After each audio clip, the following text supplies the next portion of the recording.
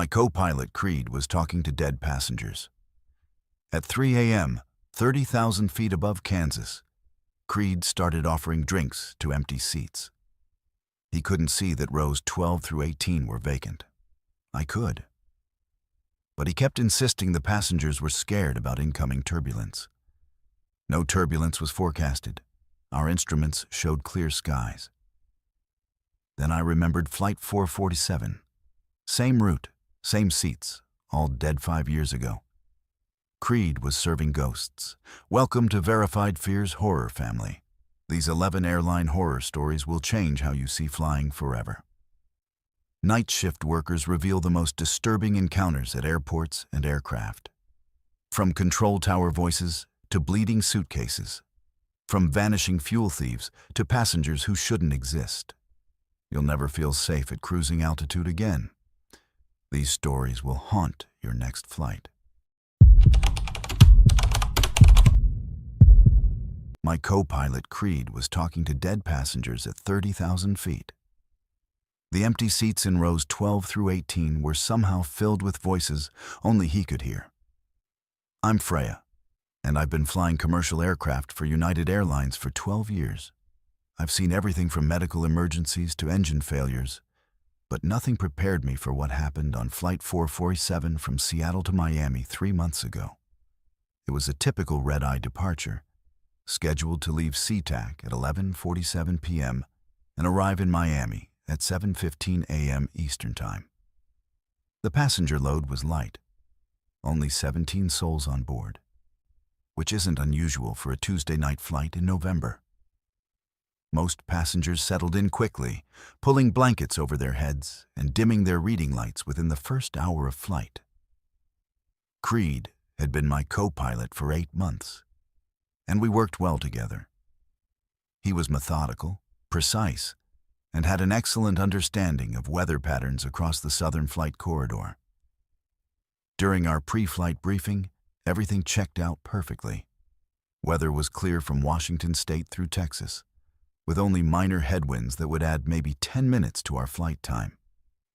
The Boeing 737-800 had just completed its scheduled maintenance cycle 2 days prior, and all systems were functioning within normal parameters. The first 3 hours of flight were completely routine.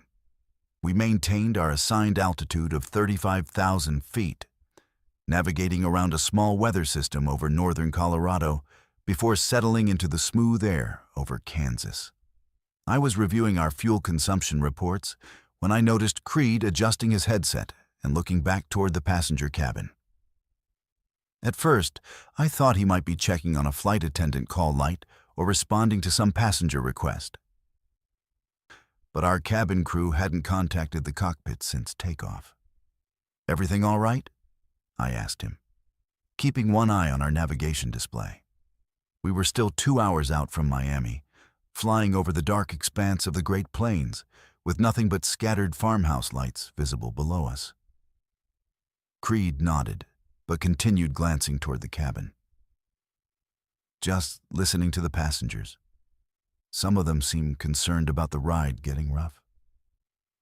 He reached for his flight manual and started flipping through the weather section, which struck me as odd since our meteorological radar wasn't showing any precipitation or turbulence ahead of us. I checked our passenger manifest on the electronic flight bag. 17 passengers total, distributed mostly in the forward cabin, with only 3 people seated aft of row 10. The cabin was unusually quiet, which made sense given that most red-eye passengers try to sleep through the entire flight. I glanced back through the cockpit door's small window and could see our lead flight attendant, Sarah, reading a magazine at her jump seat. The cabin lighting was dimmed to night mode, and I could make out the silhouettes of sleeping passengers, their seats reclined and blankets pulled up. 20 minutes later, Creed started speaking in a low, conversational tone. At first, I thought he was talking to me, but when I looked over, he was facing the cabin and nodding as if responding to someone. His voice was calm and reassuring, the same tone he used when making passenger announcements during normal turbulence. "I understand your concern," he was saying quietly. "We're monitoring the weather conditions very closely, and I want you to know that we've flown this route hundreds of times. The turbulence you're worried about typically doesn't develop until we're further south, around the Arkansas-Louisiana border." He paused, as if listening to a response. No. You don't need to worry about that. Modern aircraft are designed to handle much more stress than anything Mother Nature can throw at us." I felt a chill run down my spine. Creed was having a detailed conversation with someone, but our intercom system wasn't activated, and I couldn't hear any voices coming through the cabin communication system. I pressed the flight attendant call button, and Sarah appeared at the cockpit door within 30 seconds. "Is everything okay up here?" she asked, glancing between Creed and me with a concerned expression. "Sarah, are any passengers awake back there? Anyone expressing concerns about turbulence or asking questions about the flight?" I kept my voice low, not wanting to alarm her unnecessarily. She looked puzzled. "No, Captain. Everyone's been asleep for the past hour. It's been the quietest red-eye I've worked in months." "Why do you ask?" I glanced at Creed, who was still facing the cabin and occasionally nodding. He seemed completely absorbed in his conversation with invisible passengers. "Has anyone from the cabin tried to contact the cockpit in the last 20 minutes?" "Not at all. The cabin's been completely peaceful." "Should I check on something specific?" Sarah's expression grew more concerned as she noticed Creed's behavior. "No, that's fine. Thanks, Sarah. Just checking on passenger comfort." I waited until she returned to her station before addressing my co-pilot directly.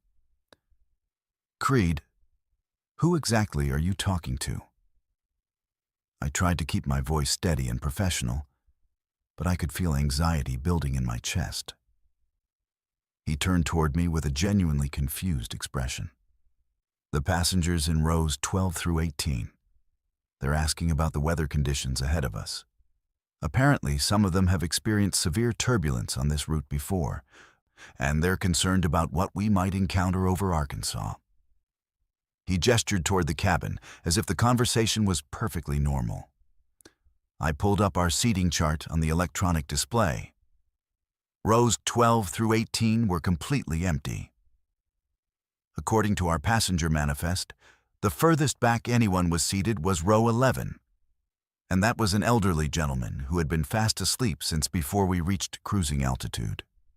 The entire aft section of our aircraft was vacant. "Creed, look at the seating chart," I said, angling the display so he could see it clearly. "There's nobody sitting in those rows. The back of the plane is empty." He studied the screen for a moment, then looked back toward the cabin with a frown. "That's strange. The system must be showing outdated information. I can clearly see people back there. There's a woman in 12A with dark hair, wearing a blue sweater. She's particularly worried because she was on a flight last year that hit severe turbulence over this same area. And there's a businessman in 14C who keeps checking his watch and asking about our arrival time." The hair on my arm stood up. I grabbed our flight operations manual and quickly looked up the accident history for Flight 447. What I found made my blood run cold. 5 years and 3 months ago, United Flight 447 on the same Seattle to Miami route had encountered an unexpected severe thunderstorm over southeastern Kansas. The aircraft had hit turbulence so violent that it caused rapid decompression and structural failure, sending the plane into an uncontrollable dive. All passengers and crew were killed instantly when the aircraft impacted the ground at nearly 400 miles per hour. I scrolled through the accident report with trembling hands. The passenger manifest from that fatal flight showed that rows 12 through 18 had been fully occupied. Seat 12A had been assigned to Rebecca Martinez, a 34-year-old marketing executive with dark hair who was traveling to Miami for a business conference. Seat 14C had been occupied by James Patterson, a businessman who had been scheduled to present at an 8 a.m. meeting and was known to be obsessive about punctuality. "Creed," I said, trying to keep panic out of my voice, "I need you to look at our weather radar very carefully. Tell me what you see ahead of us." He adjusted the radar display and studied it intently. Mostly clear skies. There's a small cell developing about 60 miles southeast of our position. But it's weak and shouldn't affect our flight path. Why? The radar was showing exactly what I saw. Clear conditions ahead with only minor weather activity well off our route. But according to the accident report, the fatal Flight 447 had encountered a rapidly developing supercell thunderstorm that hadn't appeared on weather radar until it was too late to avoid. The storm had formed in the exact location where Creed was now reporting minor weather activity. I made the decision that probably saved all our lives. Kansas City Center, United 447 requesting immediate deviation 30 miles south of course due to passenger comfort concerns. We'd like to avoid any potential turbulence in the area. United 447, approved as requested. Maintain flight level 350 and advise when ready to resume navigation. As we banked left to begin our deviation, Creed continued his conversation with the invisible passengers. "Yes, I can see you're feeling better now that we're changing course. That's good. The captain is very experienced with weather avoidance, and we're going to give that area a wide berth tonight." He paused, listening to something I couldn't hear. "You're welcome. Try to get some rest for the remainder of the flight." 20 minutes later, as we were settling back onto our original flight path, the weather radar exploded with activity. A massive thunderstorm cell had rapidly developed exactly where we would have been if we hadn't deviated. The storm was showing extreme weather with hail, severe turbulence, and rotating supercell characteristics. The kind of weather system that could tear an aircraft apart. Kansas City Center, United 447. Looks like we dodged a bullet tonight. That storm cell developed very quickly. Roger, United 447. We're showing that system as extremely dangerous with reports of funnel cloud activity. Good call on the early deviation. For the rest of the flight, Creed gradually stopped his conversations with the phantom passengers. By the time we began our descent into Miami, he was back to normal, discussing approach procedures and runway conditions as if nothing unusual had happened. When I asked him about the passengers in rows 12 through 18, he looked genuinely puzzled and said he didn't remember talking to anyone during the flight. We landed safely at 7:22 a.m., only 7 minutes behind schedule despite our weather deviation.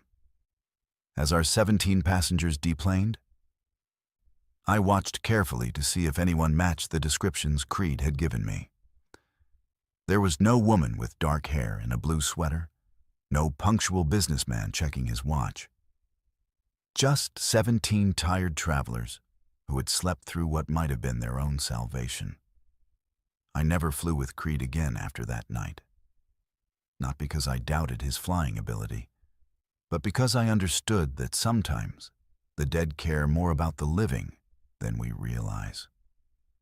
Flight 447's original passengers had tried to save us from repeating their fate, speaking through the only person on board who could hear their warnings. Sometimes the most disturbing horror stories are actually tales of supernatural protection. Guardian angels wearing the faces of tragedy's victims, ensuring that history's darkest moments don't repeat themselves in the skies above America. The container shouldn't have been breathing, but I could see it expanding and contracting in the dim cargo hold light. Something alive was trapped inside, and it had been watching me through the ventilation holes for the past 10 minutes. I'm Piper, and I've worked the graveyard shift in LAX's cargo operations for 6 years. People think loading luggage onto planes is mindless work, but you'd be wrong. Every piece of cargo has documentation, weight specifications, and handling requirements. We're responsible for balance distribution that keeps aircraft stable during flight, and one mistake can kill everyone on board. The night shift pays better because most people don't want to work from 11 p.m. to 7 a.m., but I've always been a night owl, and the overtime helps support my 2 kids. October 15th started like any other Tuesday night. I clocked in at 10:47 p.m. and headed to Terminal 4, where 3 wide-body aircraft were scheduled for cargo loading. The first 2 planes were routine, mostly mail containers and standard freight bound for Chicago and Denver. But United Flight 1247 to Frankfurt was different. It was carrying a mix of commercial freight and several priority containers that had arrived late in the evening with special handling instructions. The cargo manifest showed 5 priority containers, each marked with red expedite stickers and documentation requiring signatures at every checkpoint. These types of shipments usually contain high-value electronics, medical supplies, or time-sensitive business materials. The paperwork indicated the containers had originated from a warehouse in downtown Los Angeles and needed to be loaded last to ensure quick offloading in Frankfurt. I was working alone in the cargo hold, which isn't unusual for night shifts when staffing runs thin.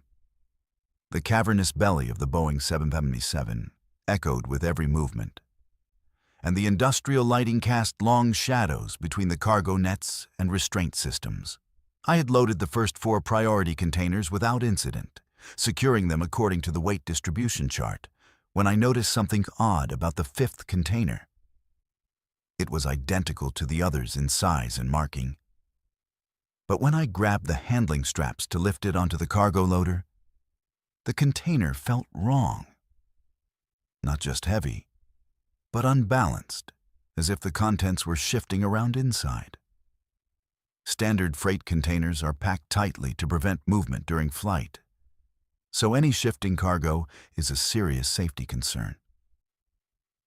I set it back down and walked around to examine it more carefully. The container was a standard aluminum unit, about 4 feet by 3 feet by 2 feet deep, with ventilation holes along the top edge. Most cargo containers don't have ventilation unless they're designed for live animal transport. But this one was marked as general freight. I crouched down to check the documentation again, and that's when I heard it. A faint scratching sound coming from inside the container. My first thought was that someone had mistakenly shipped a pet in a freight container, which is both illegal and dangerous. Animals require special pressurization and temperature controls during flight, and a standard cargo container would be a death trap at cruising altitude. I grabbed my radio to contact the cargo supervisor, but before I could key the microphone, I heard something that made my blood freeze. It wasn't an animal scratching. It was someone tapping in a deliberate pattern. 3 short taps, 3 long taps, 3 short taps. SOS in Morse code. I dropped to my knees and pressed my ear against the container. The tapping continued, weak but persistent. Someone was alive inside that container, and they were trying to communicate. I immediately radioed for emergency response, but the night supervisor, Rodriguez, told me to hold my position while he contacted security. Protocol requires that any suspicious cargo be isolated and examined by federal authorities before anyone attempts to open it. While waiting for security, I noticed that the ventilation holes were slightly larger than normal, and when I shone my flashlight through one of them, I could see movement inside. Not the random movement of loose cargo, but the deliberate, careful movement of something trying to stay hidden. I whispered into the ventilation hole, Can you hear me? If you can hear me, tap twice. 2 clear taps came back immediately. Are you hurt? Tap once for yes, twice for no. 1 tap. How many people are in there with you? No response for several seconds, then 5 distinct taps. My hands were shaking as I realized I had stumbled onto what appeared to be a human trafficking operation. 5 people were crammed into a container barely large enough for 1 person, likely without adequate air, water, or space to move. They would never survive the 8-hour flight to Frankfurt, especially at the reduced oxygen levels in the cargo hold. Security arrived 12 minutes later, but it wasn't airport security. 3 men in dark suits with federal badges approached the container with equipment I didn't recognize. They ordered me to step back while they conducted their examination. But instead of trying to communicate with the people inside, they seemed more interested in the container's external markings and documentation. "Sir," I said to the lead agent, "there are people inside that container. They're injured, and they've been signaling for help. We need to get them out immediately." The agent looked at me with an expression I couldn't read. "Mr. Piper, I need you to understand that this is now a federal investigation. You're not to discuss what you've seen here with anyone, including other airport personnel. We'll handle the situation from here. But they need medical attention. They've been tapping SOS signals and—" "I understand your concern. But these individuals are part of an ongoing operation. Opening that container prematurely could compromise months of investigative work and put more lives at risk." Something about his response didn't feel right. If this was a rescue operation, why weren't there paramedics on scene? Why wasn't anyone making an effort to communicate with the people inside? I watched from a distance as the 3 agents loaded the container onto a different cargo loader and moved it away from the aircraft. That's when I noticed something that chilled me to the bone. As they were wheeling the container away, I could see one of the agents covering the ventilation holes with black tape. If there were people inside that container, he had just cut off their air supply. I followed at a distance as they transported the container to a loading dock on the far side of the cargo area, near a section of the airport that I had never seen used for commercial flights. A white van was waiting with its rear doors open, and several more men in similar dark clothing were standing nearby. They loaded the container into the van quickly and efficiently, like they had done this many times before. Just before they closed the van doors, I heard it again. The desperate tapping from inside the container. But this time it was weaker, more frantic, and it was accompanied by what sounded like muffled voices calling for help. The men loading the van showed no reaction to the sounds, working with the cold efficiency of people who had learned to ignore human suffering.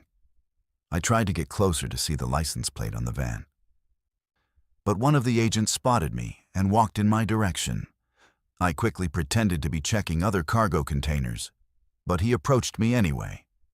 "Mr. Piper, I thought we discussed the importance of confidentiality regarding this matter." His voice was calm but carried an unmistakable threat.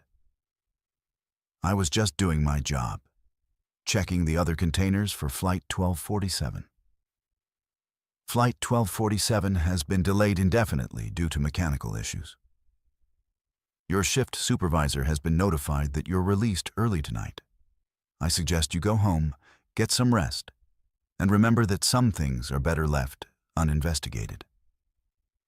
I wanted to argue, to demand answers, to call the police, but something in his eyes told me that would be a very dangerous mistake. I gathered my equipment and headed toward the employee exit, but not before memorizing as many details as possible about the men, the van, and the location where they had taken the container. The next morning, I called the FBI to report what I had witnessed. The agent who took my call listened patiently to my story, then put me on hold for several minutes. When he returned, he told me that there was no record of any federal operation at LAX the previous night, and no agents had been dispatched to investigate suspicious cargo. He took down all my information and said someone would follow up, but no one ever did. I returned to work the following night. But the cargo supervisor, Rodriguez, was gone. His replacement, a nervous man named Peterson, told me that Rodriguez had been transferred to another facility and wouldn't be returning. When I asked about the priority containers and Flight 1247, Peterson claimed to have no knowledge of either. Over the next few weeks, I started noticing patterns I had never paid attention to before. Certain cargo containers arrived with special handling instructions that seemed to bypass normal documentation procedures. These containers always came with federal agents who supervised their loading, and they were always transported on flights that ended up being delayed or canceled at the last minute.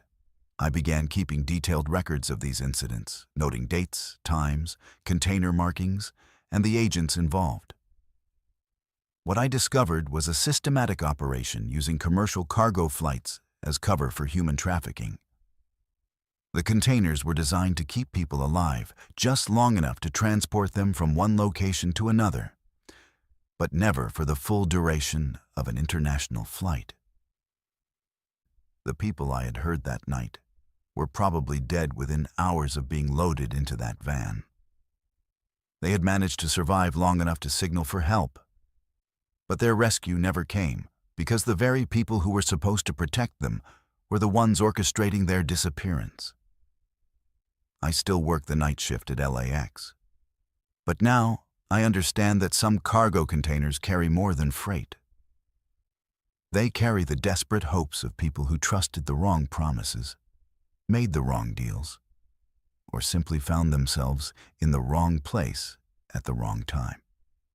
Every time I hear scratching or tapping from inside a container, I have to make an impossible choice between following orders and following my conscience. The most disturbing part isn't the trafficking operation itself, but the realization that it operates with official protection, hidden in plain sight among the millions of legitimate cargo containers that move through airports every day. Sometimes the real horror isn't supernatural or unexplained. Sometimes it's the systematic evil that thrives in the shadows of ordinary places, protected by people who have sworn to serve justice, but have chosen to serve something far more sinister instead. The radio crackled with a distress call from Flight 401 requesting immediate clearance for emergency landing. The problem was that Flight 401 had crashed into the Everglades 53 years ago with no survivors. My name is Valeria, and I've been working air traffic control for Montana Regional Airport for 9 years. It's not a busy facility. We handle maybe 30 flights on a good day, mostly small aircraft, and the occasional commercial flight bound for Billings or Great Falls. The overnight shift is usually quiet, just monitoring weather conditions and handling the rare medical emergency or late arrival. I prefer the solitude of night work, the calm focus required to guide aircraft safely through the darkness, and the satisfaction of knowing that every voice on the radio represents lives, depending on my decisions. December 3rd was shaping up to be a typical winter night. A cold front had moved through earlier, leaving clear skies and temperatures hovering around 15 degrees. I had cleared 2 cargo flights and a medical transport helicopter by midnight. And the airspace was empty, except for a few military training flights parading out of Malmstrom Air Force Base, well outside my jurisdiction. I was reviewing weather reports for the morning shift when my radio suddenly came alive with a transmission that shouldn't have been possible. Montana Regional Tower, this is Eastern Airlines Flight 401, requesting immediate vectors for emergency approach. We have multiple casualties and are losing altitude rapidly. The voice was calm but urgent, with the crisp professionalism of an experienced airline captain reporting a crisis. I checked my radar display immediately. There were no aircraft within 50 miles of my airspace, and certainly no commercial flights scheduled for the next 6 hours. Eastern Airlines had ceased operations in 1991, 28 years before I was even born. I assumed it was either a radio malfunction or someone playing a sick joke on emergency frequencies. Unknown aircraft. This is Montana Regional Tower. Please identify your aircraft type, position, and souls on board. I show no traffic in the area. I kept my voice professional, following standard protocol for unidentified transmissions. Montana Tower, Eastern 401, is a Lockheed L-1011. Position approximately 15 miles southeast of your field at 4,000 feet and descending. We have 176 souls on board, including crew. We experienced catastrophic failure of multiple systems after takeoff from Miami. Request immediate clearance for runway 12. The transmission was crystal clear, without the static or distortion you'd expect from a hoax or equipment malfunction. But everything about it was impossible. Eastern Flight 401 was a real flight that had crashed in the Florida Everglades on December 29, 1972. Killing 101 people when the crew became distracted, troubleshooting a landing gear indicator light, and flew the aircraft into the ground.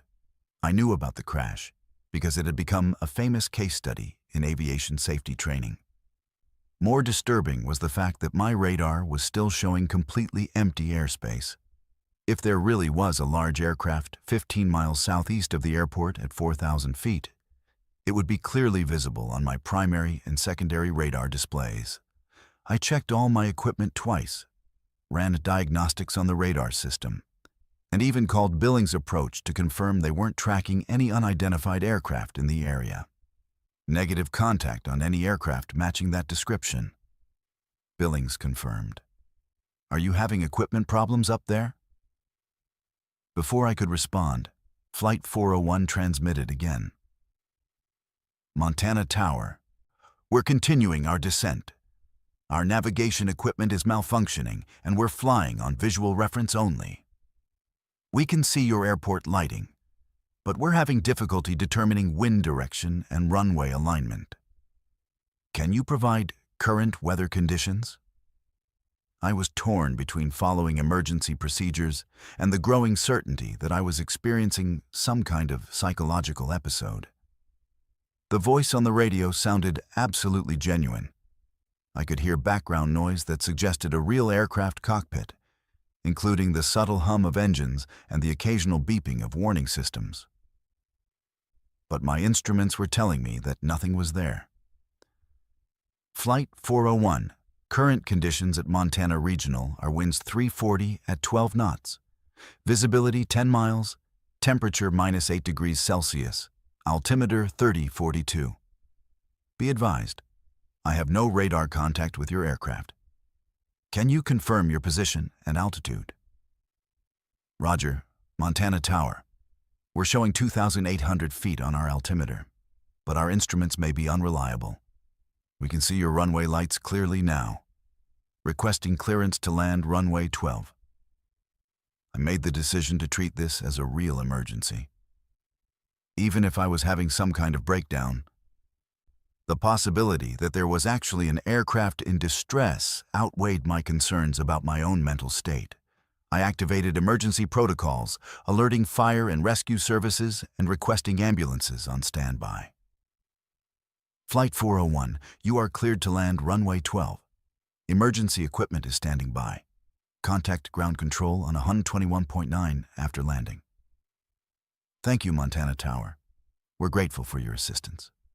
This has been a very long flight. That phrase sent chills down my spine. According to the historical records, Eastern Flight 401's captain had made similar comments during his final transmissions before the crash, describing the flight as feeling unusually long due to the extended troubleshooting of their landing gear problem. I watched my radar display intently, expecting to see the aircraft appear as it got closer to the airport. Emergency vehicles were positioning themselves along the runway, their flashing lights visible through the control tower windows. But my radar remained empty, showing no aircraft anywhere in the vicinity. Flight 401, I still have no visual or radar contact. Can you confirm you are on final approach to runway 12? Affirmative, Montana Tower. We're on final now, approximately 3 miles out. The runway lights are clearly visible and we're aligned for landing. Our passengers are secured and prepared for emergency landing procedures. I stepped outside onto the control tower's observation deck, scanning the southeastern sky for any sign of aircraft lights. The night was crystal clear, with unlimited visibility and no clouds that could obscure an approaching aircraft. I should have been able to see landing lights, navigation strobes, or any indication of a large commercial aircraft on final approach. But the sky was completely empty. Flight 401, this is Montana Tower. I need you to turn on all exterior lighting and confirm your distance from the runway threshold. All lights are on, Montana Tower. We're approximately 1 mile out and should be touching down momentarily. We want to thank you for your professionalism during this emergency. Your guidance may have saved many lives tonight. I stood on the observation deck, watching the empty runway, as Flight 401 reported touchdown. Montana Tower, Flight 401 is safely on the ground. We're clearing the runway and shutting down engines. Emergency crews can approach the aircraft. The emergency vehicles rushed toward the runway, but they found nothing. The runway was completely empty, with no signs that any aircraft had ever been there. No tire marks, no heat signatures, no physical evidence of a landing. The fire chief radioed me asking for clarification on the aircraft's location, but I had no answer to give him. Flight 401, please contact ground control for taxi instructions to the terminal. I transmitted hopefully, but there was no response. The radio frequency had gone silent, returning to the normal background static of an empty channel. I spent the rest of my shift reviewing the incident, checking and rechecking all equipment, and trying to find a rational explanation for what had happened. The airport's digital recording systems had captured every transmission from Flight 401, but when I played them back, the audio was eerily different. The background cockpit sounds were gone, replaced by a strange electronic humming that didn't sound like any aircraft I had ever heard. The next morning, I researched Eastern Flight 401 in much greater detail. What I discovered was that the crew had been trying to reach Miami International Airport when they crashed, but their navigation equipment had malfunctioned, leaving them confused about their exact position and altitude. The captain had been requesting vectors and emergency landing clearance when the aircraft flew into the ground at 227 miles per hour. More disturbing was the discovery that other air traffic controllers had reported similar incidents over the years. Always on December 3rd, always involving Flight 401, and always requesting emergency landing clearance at airports across the country. The transmissions were always recorded, but radar never showed any corresponding aircraft, and no physical evidence of the flights was ever found. I learned that December 3rd was significant because it was exactly 3 weeks before the anniversary of the crash. Aviation psychologists theorized that the crew might be trapped in some kind of temporal loop, endlessly repeating their final flight and trying to find a safe place to land. Each transmission represented their ongoing attempt to save the lives they had lost 53 years ago. I continued working air traffic control, but I was never quite the same after that night. Every December 3rd, I volunteered for the overnight shift, waiting to hear from Flight 401 again. Sometimes they called, sometimes they didn't. But when they did, I always provided the same professional service, guiding them through their eternal emergency with the same care I would show any aircraft in distress. The most unsettling part wasn't the impossibility of the situation, but the realization that some emergencies never end. Somewhere in the radio waves that connect aircraft to the ground, Flight 401 is still flying, still requesting emergency landing clearance, still trying to save lives that were lost decades ago. And controllers like me are still there to help them, even knowing that no landing will ever bring them peace. The bloody handprint inside the engine intake was still warm when I found it during my 3 a.m. inspection. What made it impossible was that security footage showed the hangar had been empty all night, and the engine had been running just 6 hours earlier. I'm Arya, and I've been a licensed aircraft maintenance technician for Delta Airlines for 14 years.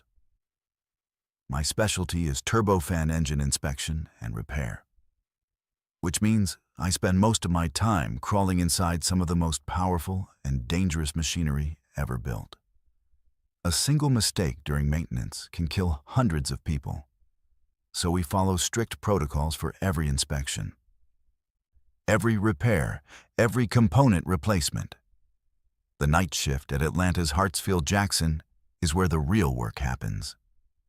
While passengers sleep and dream about their destinations, we're making sure their aircraft won't become their coffins.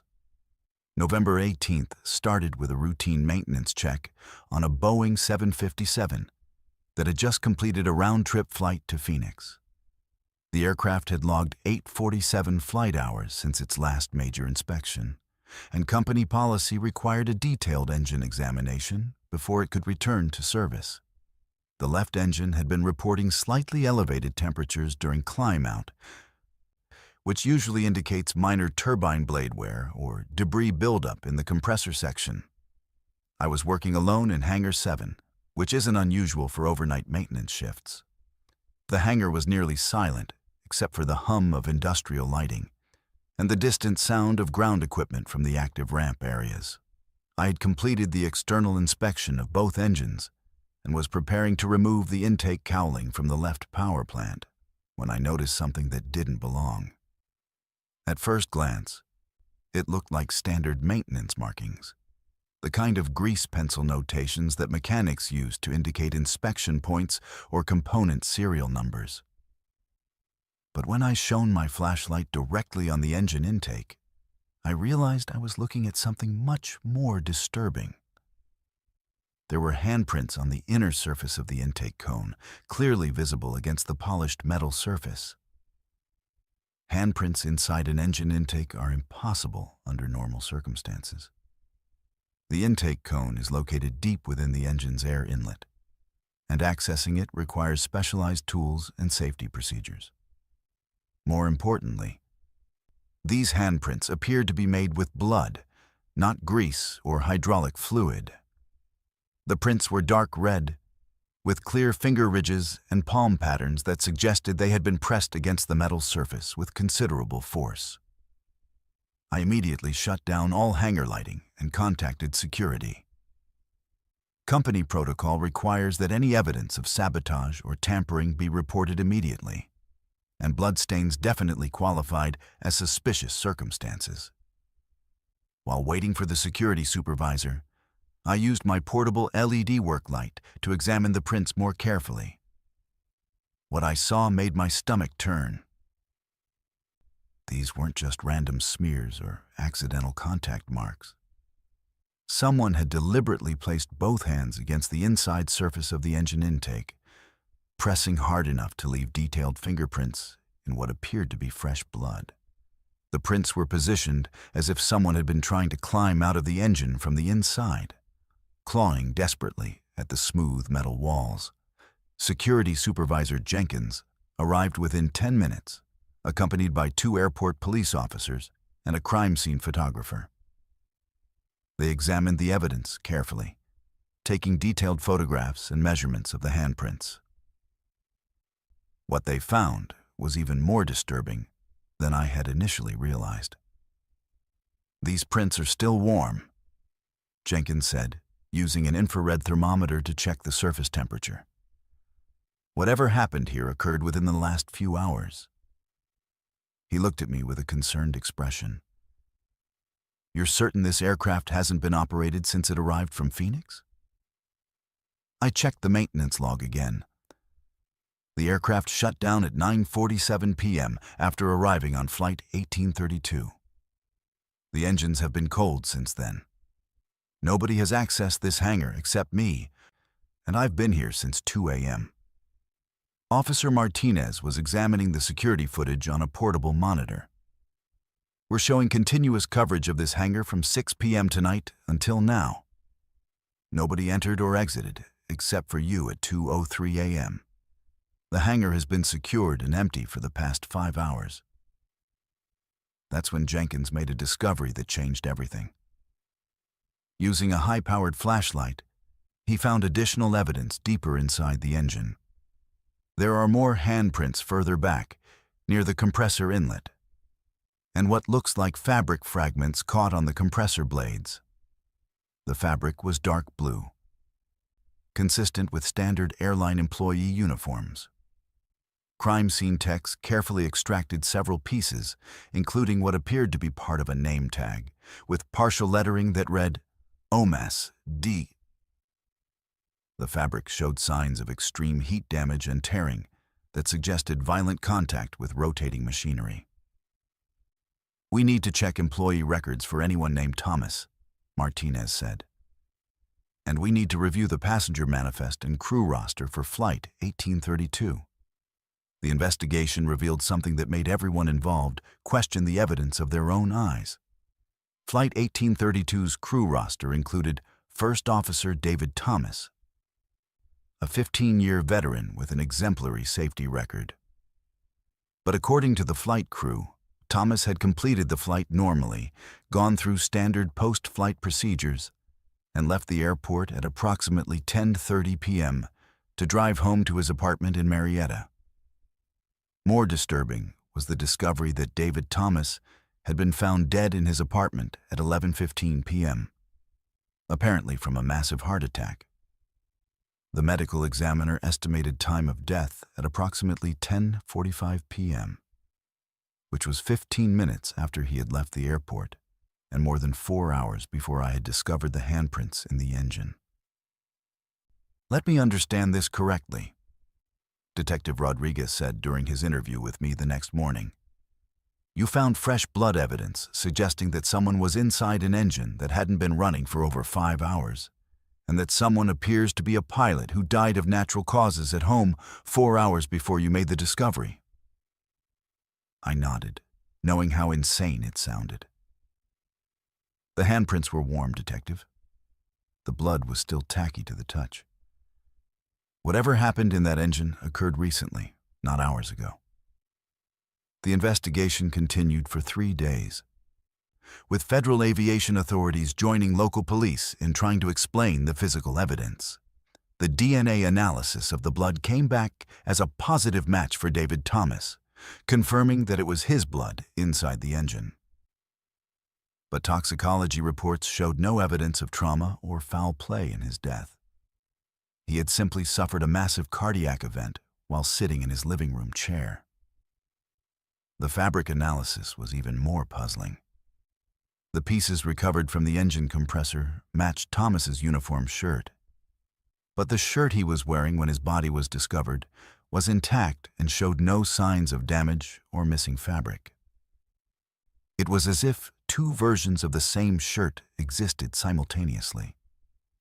"I've been investigating aviation accidents for 22 years, Federal Aviation Inspector Hawkins told me. "I've seen mechanical failures, pilot error, sabotage, and weather-related crashes.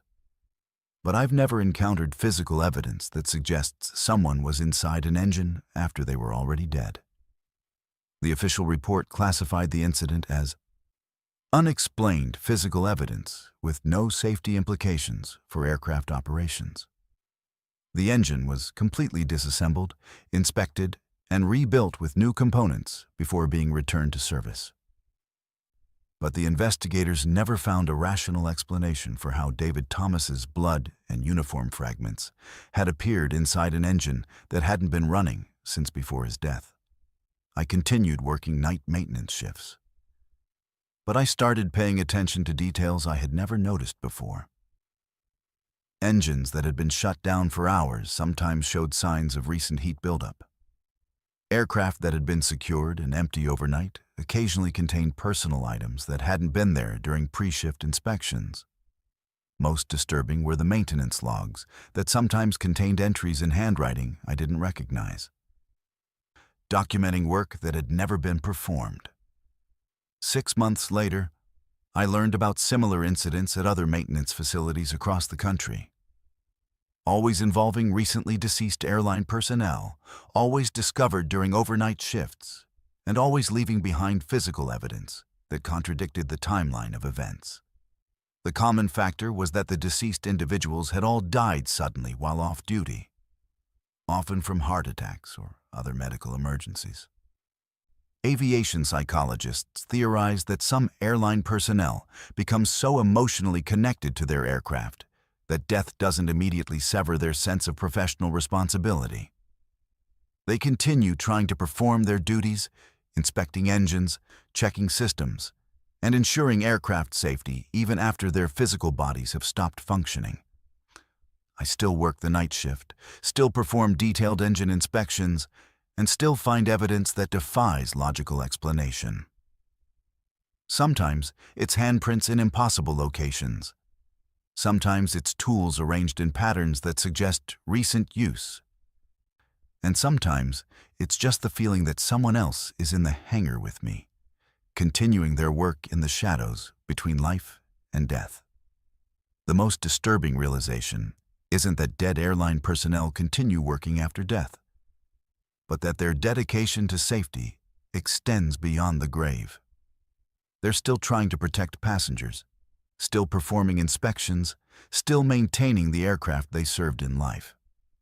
In an industry where human error can cause mass casualties, perhaps some professionals are simply too committed to their responsibilities to let death interfere with their duties. The elderly woman in 13F had boarded at every single stop on our cross-country red-eye, but her name never appeared on any passenger manifest.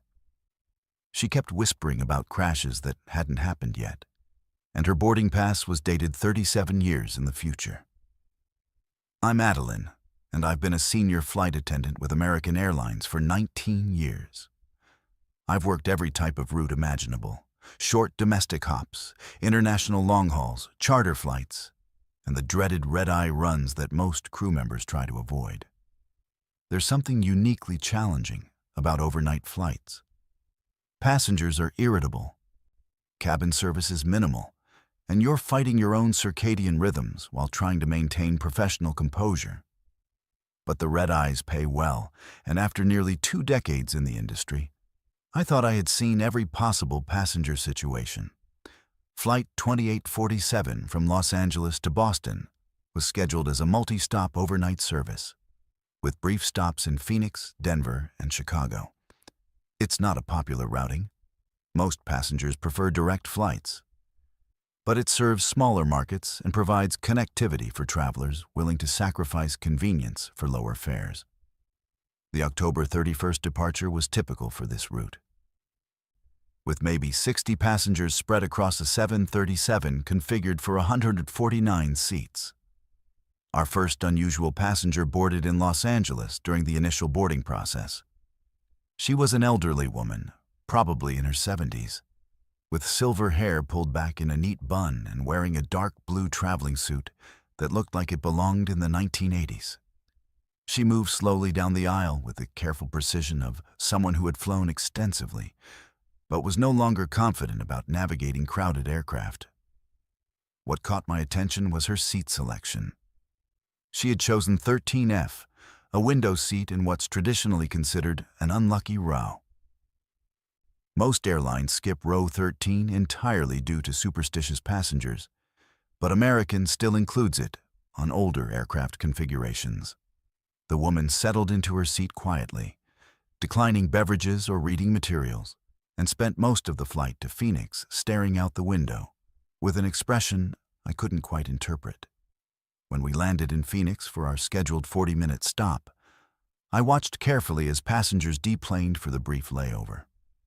Some were continuing to Boston, others were ending their journey in Phoenix, and a few new passengers would be boarding for the next segment.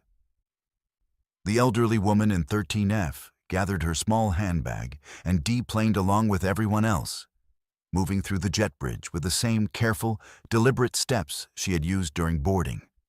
During the Phoenix boarding process, I was busy with cabin preparations and passenger assistance. But I noticed the same elderly woman walking down the aisle toward her seat. She was wearing the identical dark blue suit, carrying the same small handbag, and she moved with the exact same careful precision I had observed in Los Angeles. She settled into seat 13F as if she had never left. "Excuse me," I said, approaching her seat with my most professional smile. "I believe I saw you deplane in Phoenix. Are you continuing with us to Boston?" She looked up at me with pale blue eyes that seemed strangely familiar, though I was certain I had never met her before.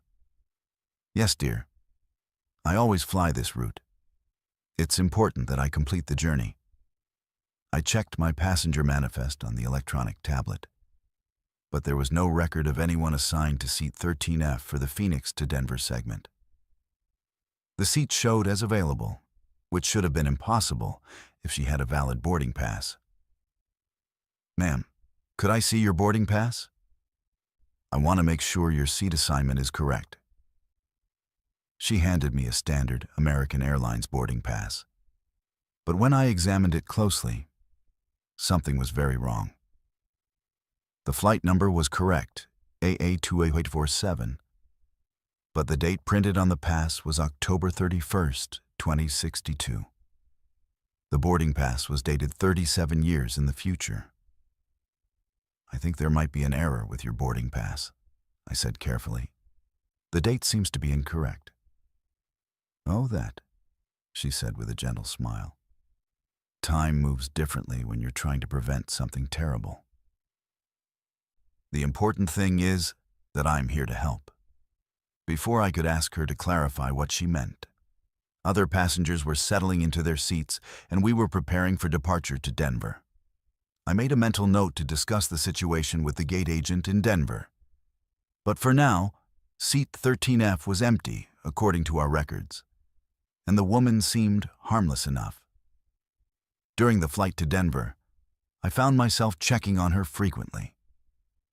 She spent the entire segment staring out the window, occasionally writing notes in a small leather journal with handwriting that looked remarkably old-fashioned. When I offered her beverages or snacks, she politely declined, saying she was watching for weather patterns. "Are you a meteorologist?" I asked during one of my checks.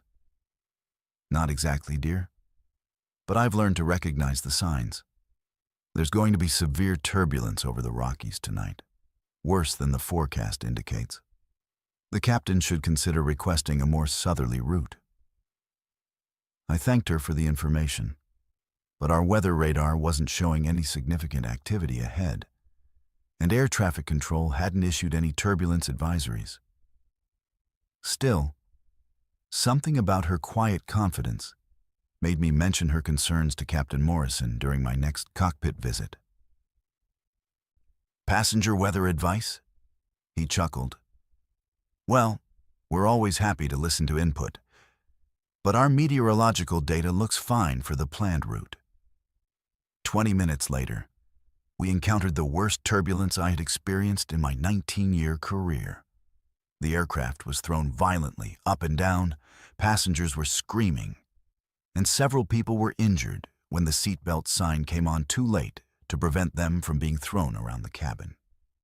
Captain Morrison immediately requested vectors to avoid the weather, and we spent an additional 40 minutes navigating around storm cells that hadn't appeared on any weather radar.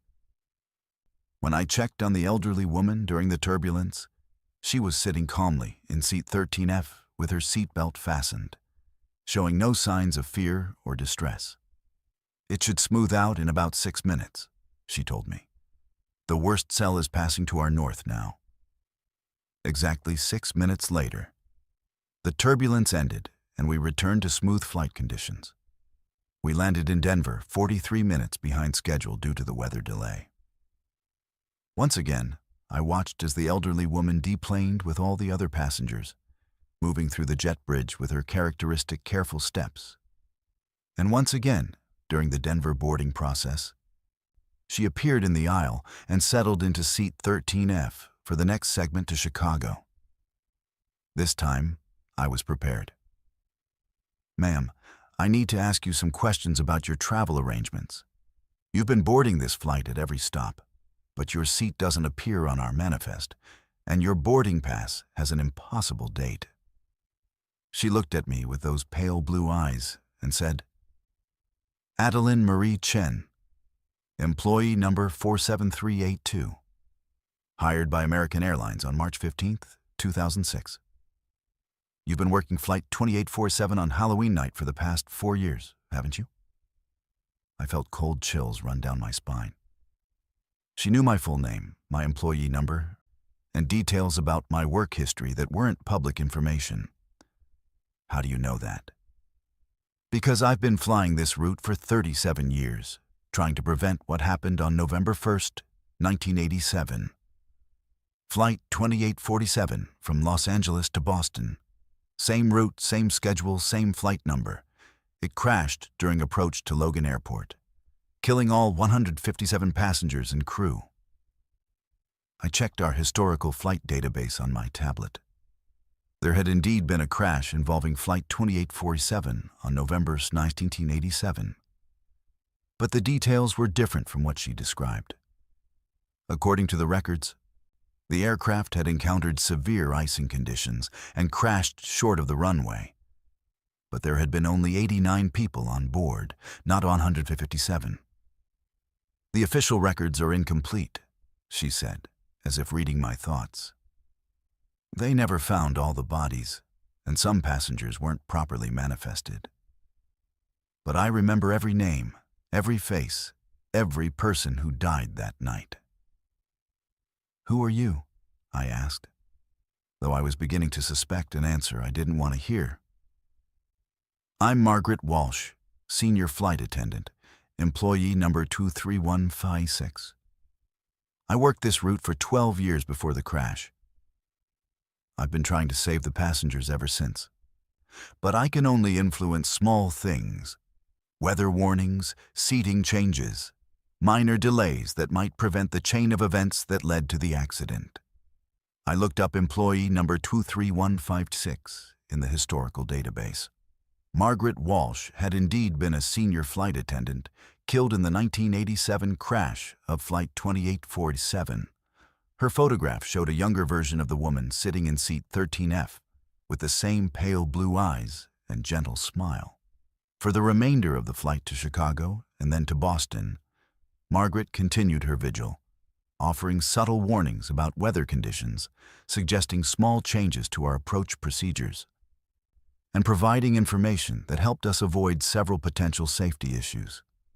She never tried to frighten passengers or cause panic, but worked quietly to influence events in ways that might prevent history from repeating itself. When we finally landed safely in Boston at 6:43 a.m., 37 minutes behind schedule due to weather delays and route changes, Margaret smiled at me one final time. "Thank you for listening, dear. Every safe landing is a small victory." She deplaned in Boston along with all the other passengers. But this time, she didn't return.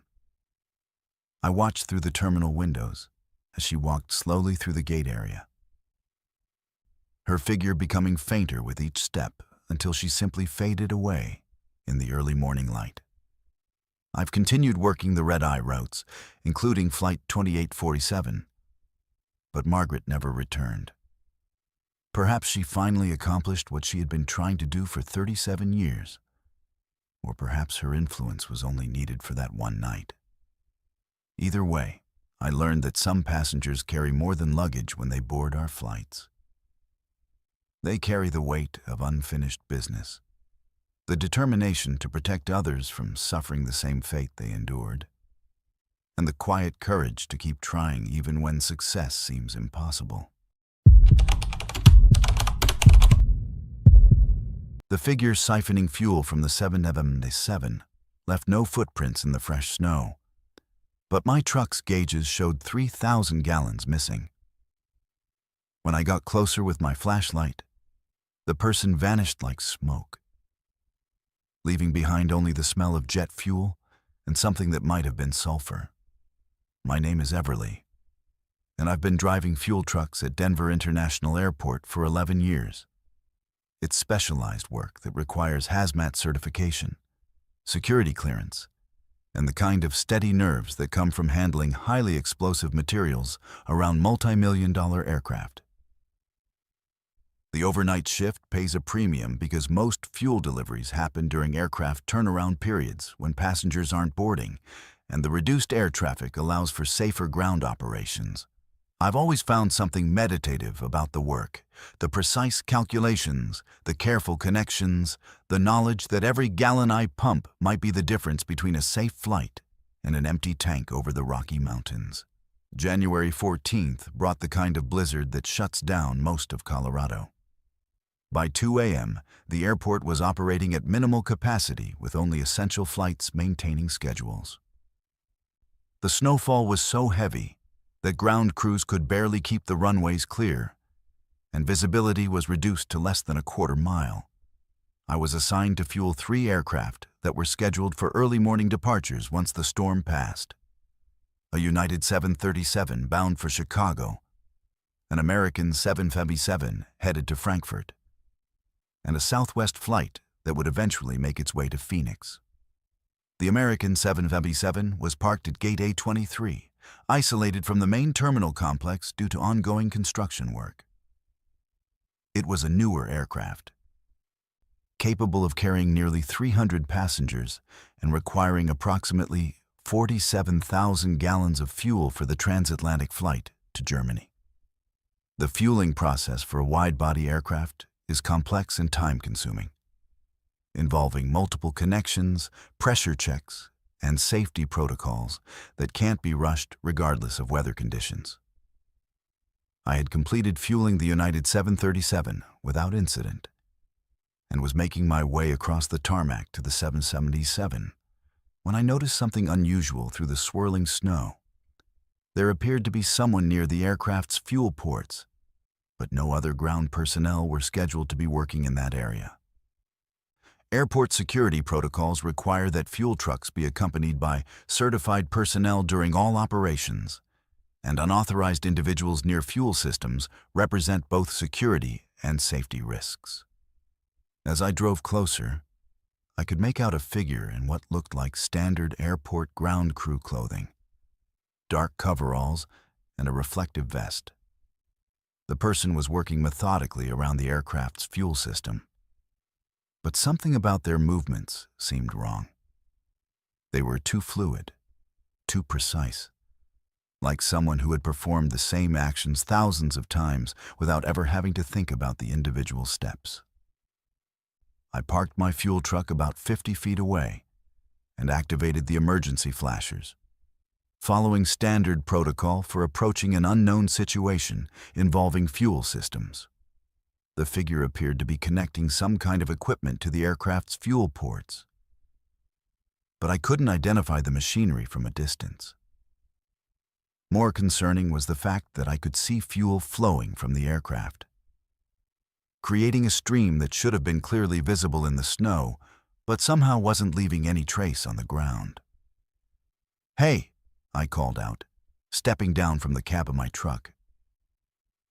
"You're not authorized to be working on that aircraft." The figure straightened up and turned toward me, but even with my high-powered work lights illuminated, I couldn't make out any facial features. The person seemed to be wearing some kind of hood or mask that obscured their identity completely. They raised one hand in what might have been a greeting or warning, then returned to their work as if I wasn't there. I grabbed my radio to contact airport security, but the device was producing nothing but static and electronic interference. The storm shouldn't have been affecting communications equipment, and my radio had been working perfectly just 20 minutes earlier during my check-in with dispatch. I tried my cell phone and found the same problem. No signal, no data connection, just dead silence, where there should have been network coverage. With no way to call for backup, I decided to approach the figure directly. I grabbed a heavy-duty flashlight from my truck and walked carefully across the tarmac, trying to avoid slipping on the accumulating snow and ice. As I got closer, I could hear the sound of fuel flowing and pumping equipment operating, but it didn't sound like any machinery I was familiar with. The noise was too smooth, too rhythmic, almost like breathing. When I was about 20 feet away, I shone my flashlight directly at the figure and called out again.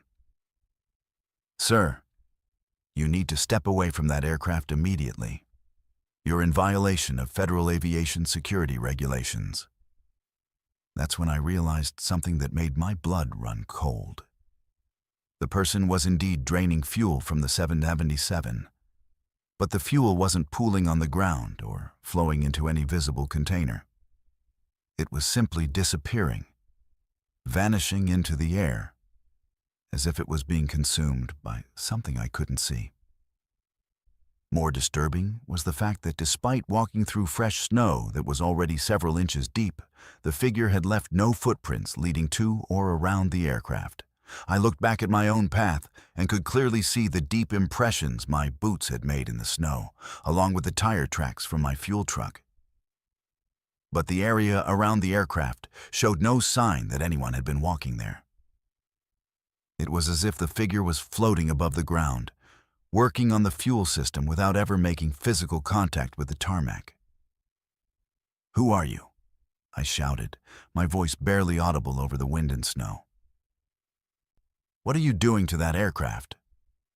The figure turned toward me again, and this time I got a better look at what I was dealing with.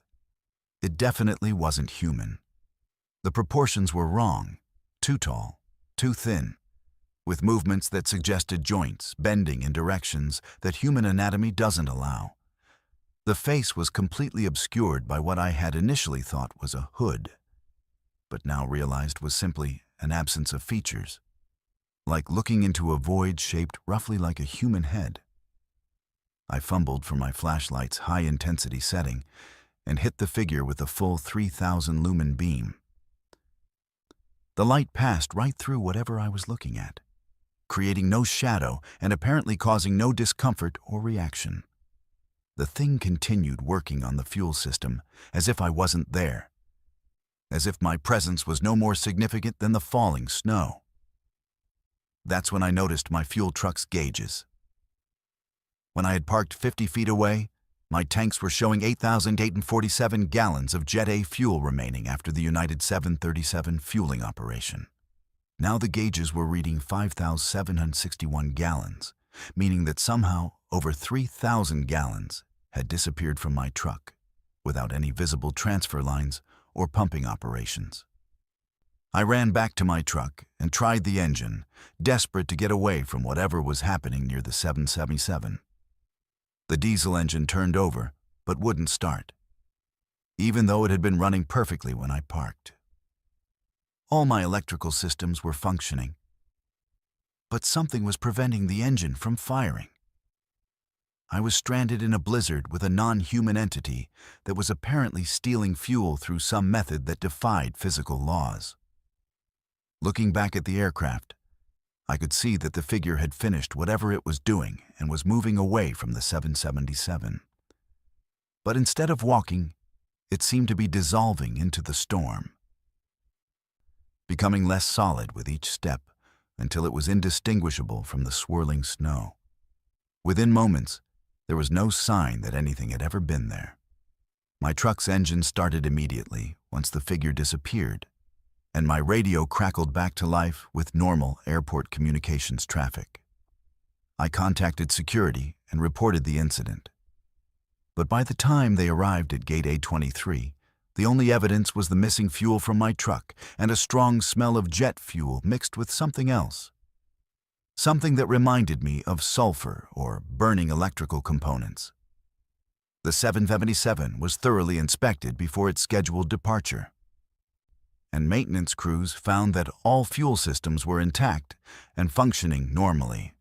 However, the aircraft's fuel quantity sensors showed readings that were inconsistent with the amount of fuel that should have been in the tanks based on the previous evening's servicing. The discrepancy matched almost exactly the amount of fuel that had disappeared from my truck. Investigation revealed that similar incidents had been reported at airports across the country over the past several years. Always during severe weather conditions, always involving unexplained fuel disappearances, and always witnessed by a single ground crew member working alone. The common factor was that the affected aircraft were all wide-body jets scheduled for long-haul flights, suggesting that whatever was taking the fuel had a preference for high-capacity fuel systems. Aviation security specialists theorized that the incidents might be related to some kind of advanced fuel theft operation using technology that current detection systems couldn't identify. But the witnesses all described the same impossible characteristics: figures that left no footprints, equipment that transferred fuel without visible connections, and entities that seemed to exist partially outside normal physical constraints. I continued working fuel truck operations, but I started carrying additional detection equipment and maintaining constant radio contact with dispatch during overnight shifts. The entity never returned, at least not when I was present. But other drivers reported similar encounters during severe weather conditions. We learned to work in pairs during storms, and fuel disappearances dropped significantly once we implemented buddy system protocols. The most disturbing aspect wasn't the fuel theft itself, but the realization that something non-human was operating within airport security perimeters, using methods that suggested technology far beyond current human capabilities. Whether it was extraterrestrial, interdimensional, or something else entirely, it had developed an interest in aviation fuel that posed potential risks to flight safety. The thought that passenger aircraft might be taking off with insufficient fuel due to these mysterious disappearances added a layer of anxiety to every fueling operation I performed. The suitcase in Carousel 7 was bleeding through its leather seams, leaving dark stains on the conveyor belt. Inside, I found fresh surgical instruments and a handwritten note warning about Dr. Reese, who harvests organs from sleeping passengers at 30,000 feet. I'm Genevieve, and I've worked baggage handling at Chicago O'Hare for 8 years. People think our job is just throwing suitcases around. But there's a science to it. Weight distribution, fragile item protocols, security screening procedures, and the constant vigilance required to spot suspicious packages that could endanger aircraft and passengers. The overnight shift handles connecting flights from the West Coast, red-eye arrivals, and international cargo that needs processing before morning departures.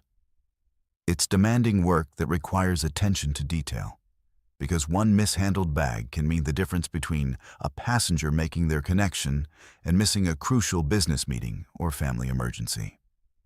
February 2nd started as a typical Thursday night, with moderate traffic from delayed flights trying to make up time after weather issues on the West Coast. I was working the international baggage sorting area, processing luggage from a Lufthansa flight that had arrived from Munich with connections to smaller Midwest cities. The German flight had been delayed 3 hours due to mechanical issues, which meant passengers were scrambling to make their connecting flights, and we were under pressure to expedite baggage transfers. Most international luggage goes through additional security screening, especially bags that weren't pre-screened at their origin airports. The process involves X-ray examination, random physical inspections, and documentation checks to ensure nothing dangerous or illegal enters the domestic transportation system. I had processed about 200 bags without incident when I noticed something unusual about a medium-sized burgundy leather suitcase moving along Carousel 7. At first, it looked like standard wear and tear from international travel. scuff marks, slightly damaged corners, and the general deterioration that expensive luggage develops after multiple trips through various airport handling systems. But as the suitcase moved past my station, I noticed dark stains seeping through the leather seams, creating wet spots that hadn't been there during initial inspection. I stopped the conveyor belt and approached the suitcase for closer examination. The stains were dark red and had a metallic smell that I recognized from previous experience, with damaged luggage containing broken bottles or food items. But this odor was different, more organic, more unsettling. It reminded me of the smell in hospital emergency rooms, a combination of antiseptic and something much more disturbing. The baggage tag showed passenger named J. Morrison, with a connecting flight to Des Moines scheduled to depart at 6:47 a.m. The tag had been properly processed through German customs and showed no unusual routing or handling instructions. But when I lifted the suitcase to move it to an inspection area, it felt wrong. Not just heavy, but unbalanced in a way that suggested liquid contents that could shift around inside. Following security protocols, I contacted TSA Supervisor Williams to request emergency inspection of suspicious baggage. While waiting for him to arrive, I noticed that the stains were spreading, creating a small puddle beneath the suitcase that was definitely not normal wear and tear. Whatever was inside that bag was fresh, organic, and leaking through supposedly waterproof leather construction. Williams arrived within 6 minutes, equipped with portable X-ray equipment and chemical detection devices used for identifying hazardous materials. His initial scan showed unusual density patterns inside the suitcase, with objects that appeared metallic mixed with organic materials of varying composition. The chemical detector registered positive results for several compounds typically associated with medical environments.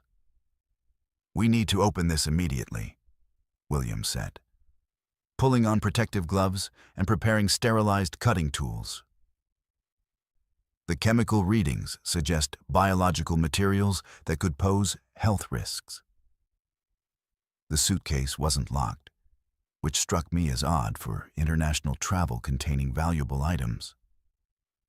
Williams carefully opened the latches and lifted the lid, revealing contents that made both of us step back in shock.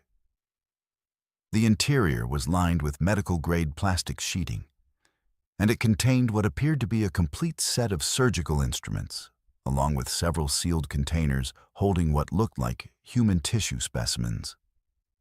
But the most disturbing discovery was a handwritten note placed prominently on top of the surgical tools.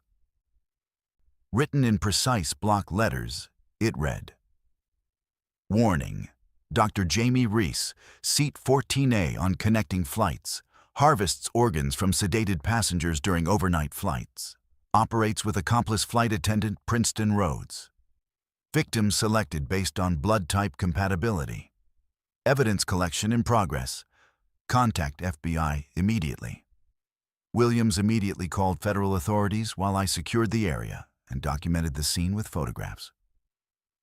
The surgical instruments appeared to be high-quality medical equipment, including scalpels, clamps, sutures, and specialized tools used in organ transplant procedures.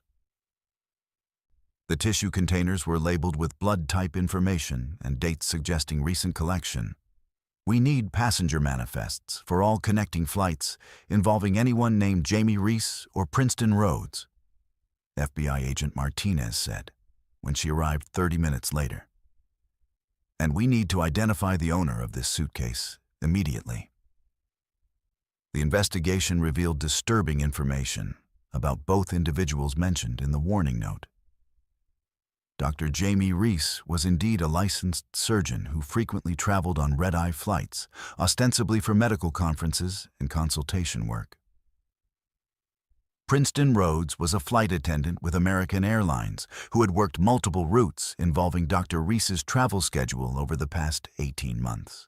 More alarming was the discovery that several passengers on flights where both individuals were present had reported feeling unusually drowsy during overnight flights, with some experiencing memory gaps and unexplained soreness in their abdominal areas.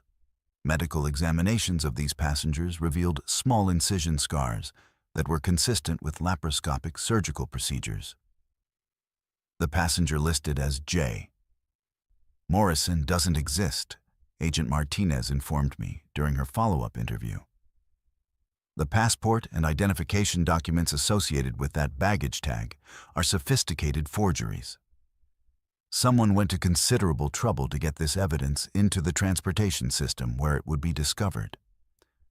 The tissue samples in the suitcase were analyzed and found to contain genetic material from 5 different individuals, all of whom had been passengers on flights where Dr. Reese and Princeton Rhodes were present.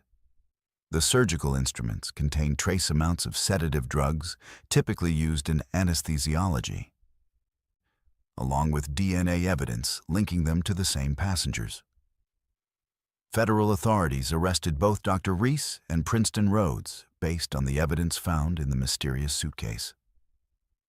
The investigation revealed an extensive organ trafficking network that had been operating for over 2 years, using commercial flights as mobile surgical facilities, where unconscious passengers were subjected to tissue and organ harvesting procedures during overnight flights. The perpetrators would identify passengers with rare blood types or compatible tissue markers through airline medical information databases, Agent Martinez explained. They would then arrange to be on the same flights, sedate selected victims during meal service, perform surgical procedures in aircraft lavatories modified with portable medical equipment, and complete the operations before landing. The harvested organs were sold through international black market networks, with buyers arranged in advance and transactions coordinated through encrypted communication systems. The victims were left with no memory of the procedures due to the amnesia-inducing drugs used during the operations, and most attributed their post-flight discomfort to jet lag or airplane food. What remained unexplained was the identity of the person who had assembled the evidence and arranged for its discovery through the baggage handling system. The sophistication of the operation suggested insider knowledge of both the organ trafficking network and airport security procedures.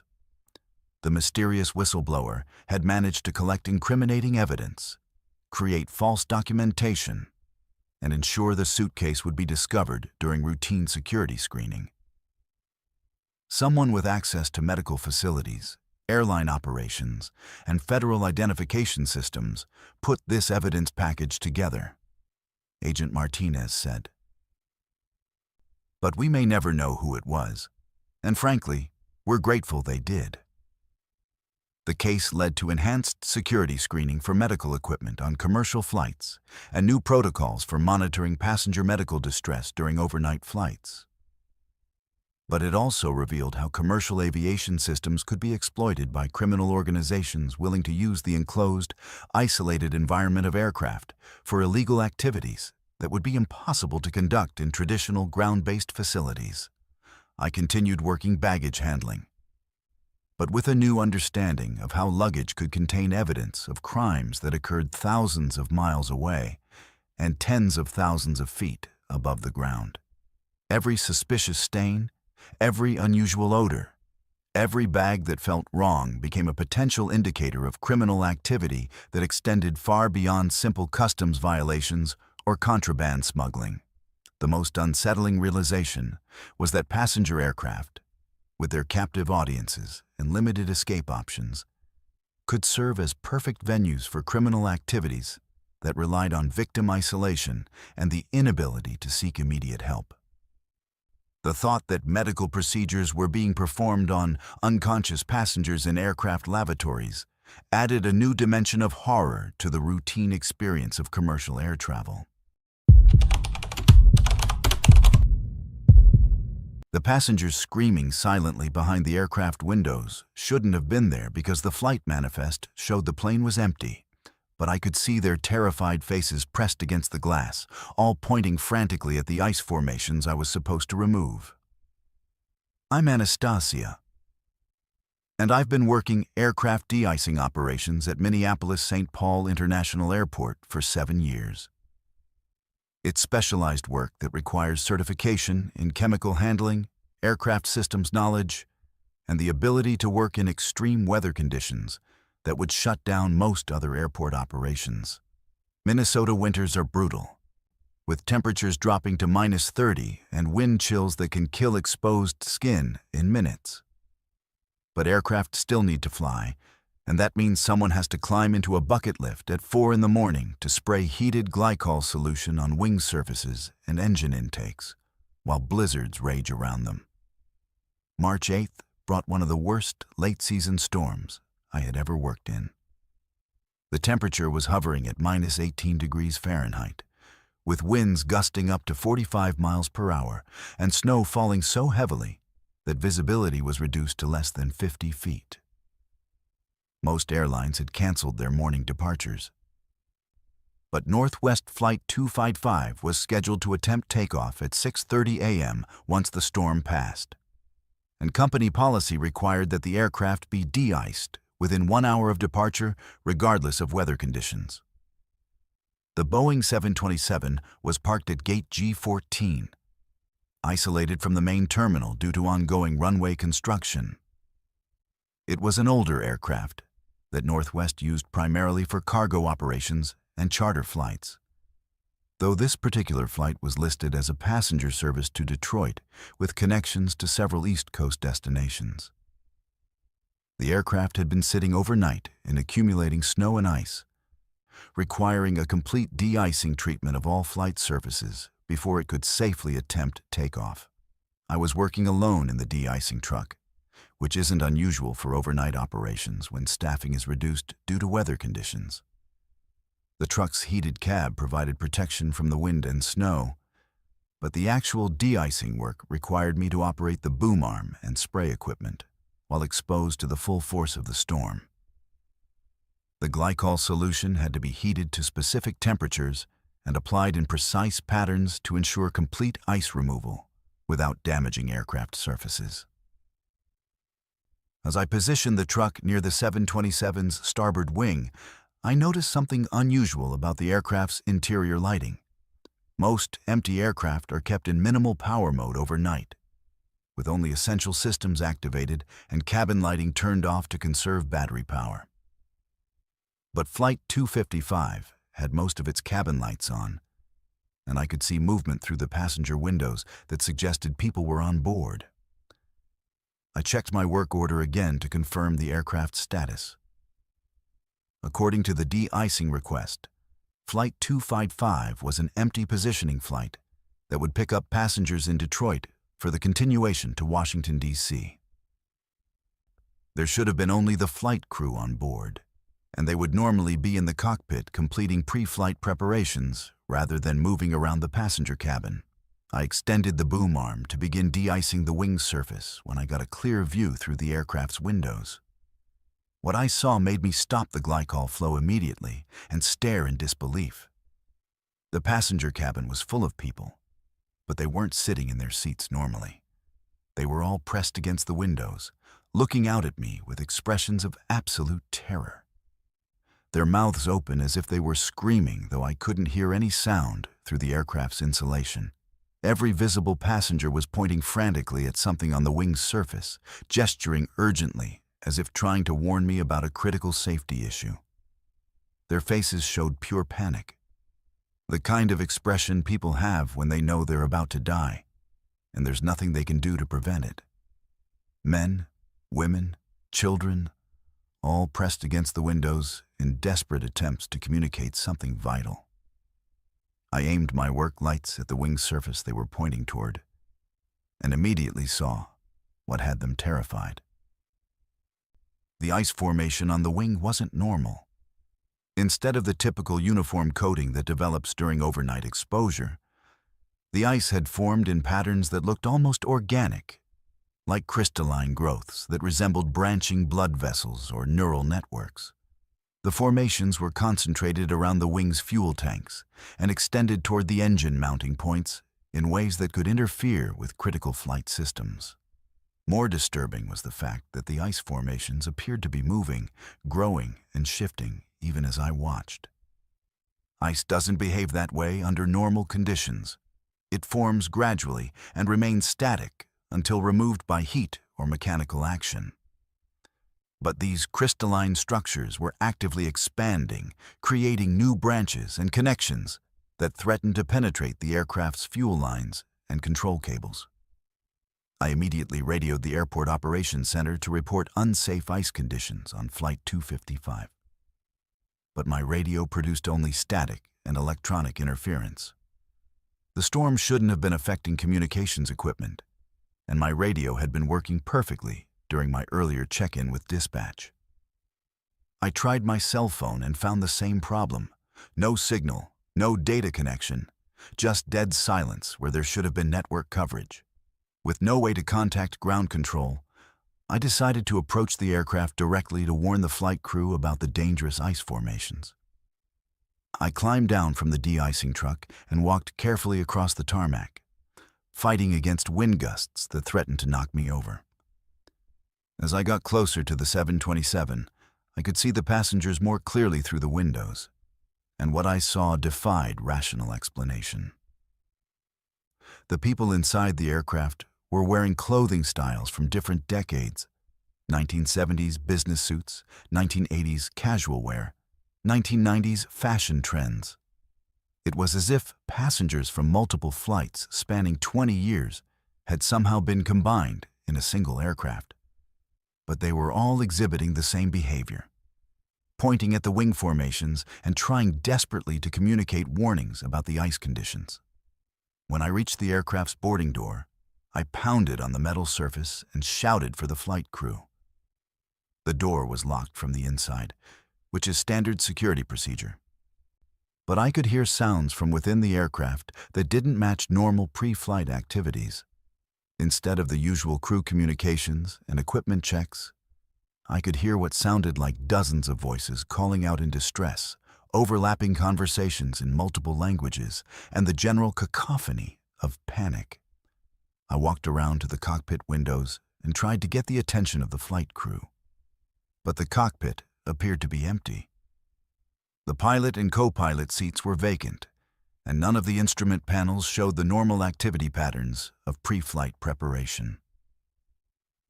Yet the aircraft's engines were spooling up as if someone was preparing for departure, and I could see exhaust heat shimmers that indicated the power plants were approaching operational temperatures. That's when I realized what the passengers had been trying to warn me about. The ice formations on the wings weren't just unusual. They were designed to look normal from a distance, while concealing critical structural damage underneath. When the aircraft attempted takeoff, the hidden damage would cause catastrophic failure during the most dangerous phase of flight, when recovery would be impossible. I ran back to my de-icing truck and began applying heated glycol solution to the wing surfaces as quickly as possible, trying to remove not just the ice, but the crystalline formations that were masking the underlying damage. As the ice melted away, I could see that the wing structure had been compromised by what appeared to be deliberate sabotage. Control cables had been severed, fuel lines had been punctured, and hydraulic systems had been disabled in ways that would only become apparent during flight operations.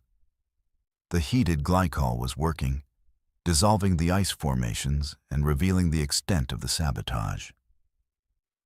But as the ice disappeared, so did the passengers in the aircraft windows. One by one, their terrified faces faded away until the cabin was empty and dark, showing no signs that anyone had ever been on board. The aircraft's engines wound down to idle, and normal pre-flight lighting patterns resumed as if nothing unusual had ever occurred. By the time airport security arrived to investigate my reports of sabotage, Flight 255 showed no evidence of structural damage or unusual ice formations. The aircraft passed all safety inspections and was cleared for departure on schedule. But the maintenance crew found something that validated my experience: traces of chemicals in the ice formations that were consistent with sabotage materials, and tool marks on wing components that suggested recent tampering. The investigation revealed that someone had been using weather conditions to mask sabotage operations, creating ice formations that would hide structural damage until aircraft were already airborne. The passengers I had seen were likely the spirits of people who had died in previous sabotage incidents, trying to prevent another tragedy by warning ground personnel about hidden dangers. I continued working de-icing operations, but I started paying closer attention to unusual ice formations and passenger activity in supposedly empty aircraft. Sometimes the dead are the only ones who can see dangers that threaten the living, and their warnings might be the difference between a safe flight and another unexplained aviation disaster. My surveillance monitors showed the same person walking through 3 different terminals simultaneously at 2:47 a.m. What made it impossible was that Camden Porter had been dead for 6 months. Yet he was preventing terrorist attacks across multiple timelines that shouldn't exist. I'm Isabel, and I've worked airport security at Hartsfield-Jackson Atlanta International for 13 years. The overnight shift in the central monitoring station means watching over 200 security cameras, coordinating with TSA checkpoints, and maintaining surveillance on nearly 7 million square feet of terminal space. It's meticulous work that requires constant attention to detail, because airport security operates on the principle that a single missed threat can result in mass casualties. Most nights are routine: monitoring passenger flow, tracking suspicious behavior, and coordinating with law enforcement when situations require intervention. April 22nd started as a typical Sunday night with reduced passenger traffic and minimal security incidents. The international terminals were processing late arrivals from European flights, while domestic operations were winding down after the weekend travel rush. I was monitoring feeds from terminals A, B, C, D, E, and the international concourse when I noticed something that violated the fundamental laws of physics and linear time. At exactly 2:47 a.m., my monitors showed an individual I recognized as Camden Porter walking through security checkpoint Alpha 7 in Terminal A. Simultaneously, the same person was visible on cameras at checkpoint Bravo 12 in Terminal B and checkpoint Charlie 15 in Terminal C. Not someone who looked similar to Camden Porter, but the identical individual wearing identical clothing and exhibiting identical mannerisms at 3 different locations, occurring at the same moment. The problem was that Camden Porter had been killed in a car accident 6 months earlier while driving home from his security shift at Atlanta's airport. I had attended his funeral, spoken with his family, and processed the paperwork for his employee termination. Yet there he was on my monitors, moving through multiple terminals with the purposeful stride of someone conducting official security business. I checked the timestamp displays on all 3 camera feeds to ensure I wasn't experiencing some kind of equipment malfunction or delayed video playback. All 3 feeds showed real-time surveillance with identical timestamps, confirming that I was witnessing simultaneous events that should have been physically impossible. I rubbed my eyes and checked my coffee intake, wondering if fatigue was causing hallucinations, but the images remained consistent across multiple viewing angles and camera systems. Camden had worked airport security for 8 years before his death, specializing in behavioral threat assessment and suspicious activity recognition. He had an exceptional record for identifying potential security risks, including 2 incidents where his observations had prevented weapons from being brought onto aircraft. His expertise in reading passenger behavior patterns and identifying concealment techniques had made him one of our most valuable security personnel. I decided to focus on one of the 3 simultaneous appearances and selected the Terminal A feed for detailed observation. Camden was moving through the checkpoint area with practiced efficiency, occasionally stopping to observe specific passengers with the kind of focused attention that indicated he had identified potential threats. His behavior was consistent with normal security patrol procedures, except for the fact that he was supposed to be dead. As I watched, Camden approached a middle-aged man wearing a heavy winter coat, despite the April weather in Atlanta. The passenger was standing near Gate A23, apparently waiting for a connecting flight. But his body language suggested extreme nervousness and concealment behavior. Camden positioned himself where he could observe the passenger without being obvious, using reflective surfaces and crowd movement to maintain surveillance. I switched to the Terminal B feed and found the second version of Camden conducting identical surveillance on a different passenger exhibiting similar suspicious behavior near Gate B18. The target was a young woman with multiple carry-on bags who kept checking her watch and looking around nervously as if expecting to meet someone. Camden was maintaining the same professional distance and observation techniques he had used in Terminal A. The Terminal C feed showed the third Camden focusing on an elderly man who was moving through the concourse with unusual urgency for someone his age.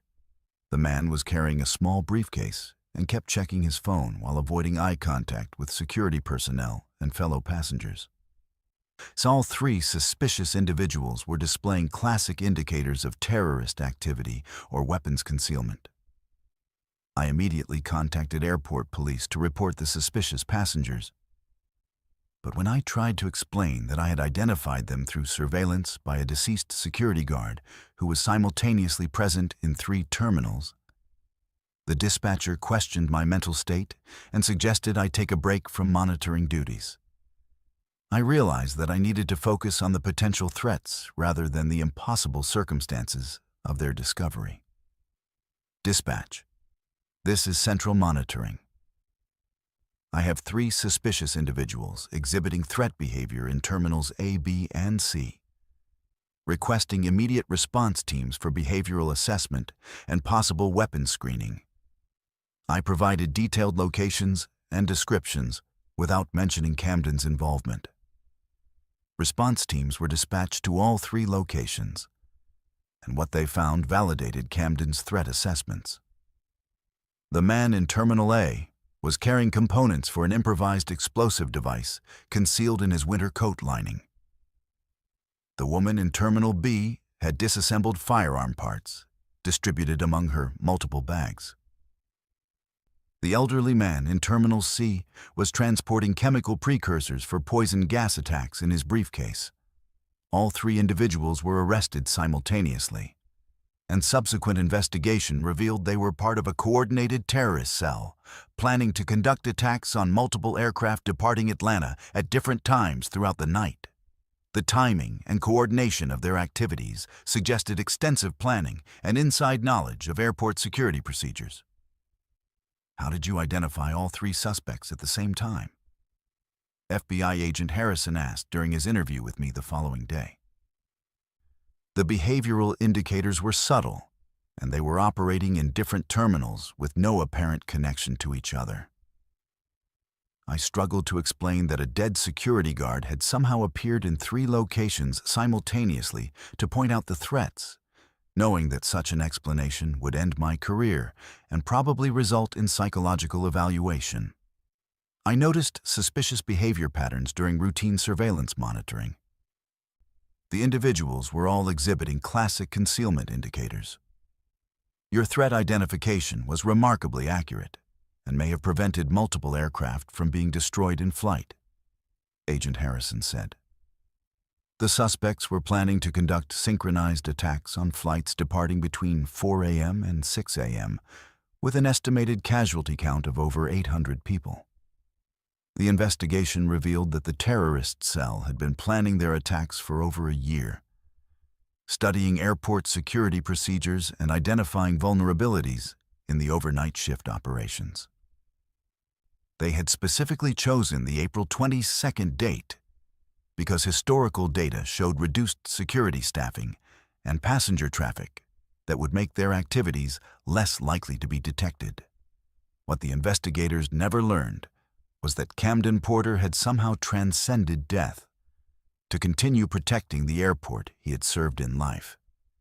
His ability to appear in multiple locations simultaneously suggested that death had freed him from the physical constraints that limited living security personnel to observing one location at a time.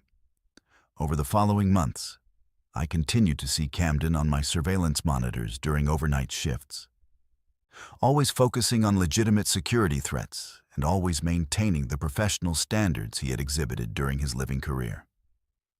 He never acknowledged my presence or responded to attempts at communication, but his threat identifications were consistently accurate and had prevented several additional security incidents.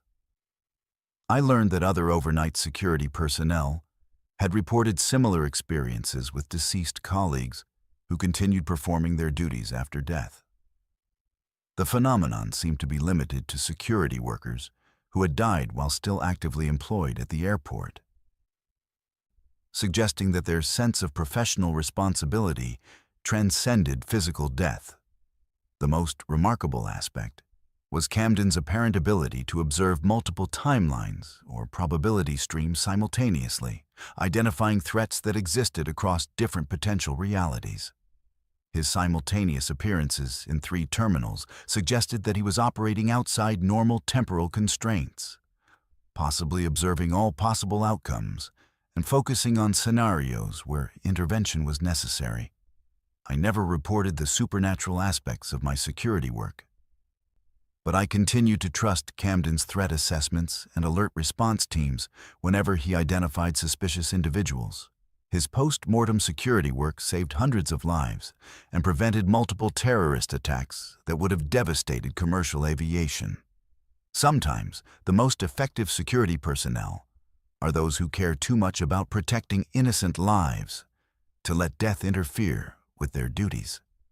In an environment where vigilance means the difference between safe flights and mass casualties, perhaps some guards are simply too dedicated to their mission to abandon their posts when their shifts officially end. My computer system showed passengers checking in for flights to final destination, scheduled for gates that didn't exist. Every name on the manifest belonged to someone who had died in aviation accidents, and they were all seeking passage to somewhere beyond the living world. I'm Peyton, and I've worked as a gate agent for Delta Airlines at LaGuardia Airport for 12 years. The overnight shift from 11 p.m. to 7 a.m. handles the strangest mix of passengers: red-eye business travelers, international connections, delayed flights from weather issues, and the occasional medical emergency that requires aircraft diversion. Working Terminal C during these hours means dealing with tired, frustrated people who just want to get home, along with the complex logistics of rebooking, upgrades, and gate changes that happen when schedules fall apart. But nothing in my training prepared me for the night I discovered that some passengers are traveling to destinations that exist outside normal geography. May 15th began with typical overnight chaos. Thunderstorms had delayed incoming flights from the Midwest, creating a domino effect of missed connections and stranded passengers. I was working Gate C14, processing rebookings for a canceled flight to Minneapolis, when my computer terminal started displaying information that shouldn't have been possible. Mixed in with normal passenger manifests and flight schedules were entries for flights I had never seen before. Flight 1549 to final destination was scheduled to depart from Gate C99 at 3:33 a.m. Gate C99 didn't exist.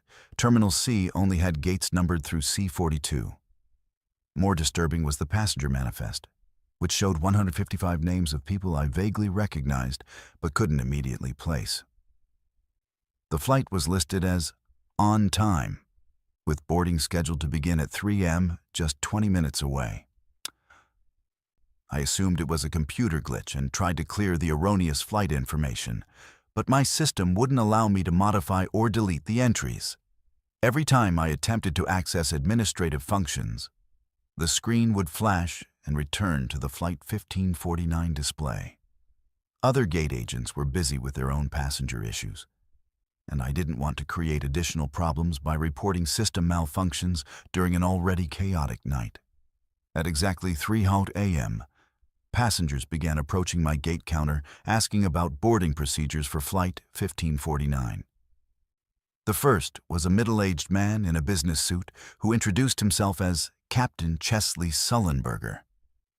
He looked familiar, and when he handed me his boarding pass, I realized why I recognized his name.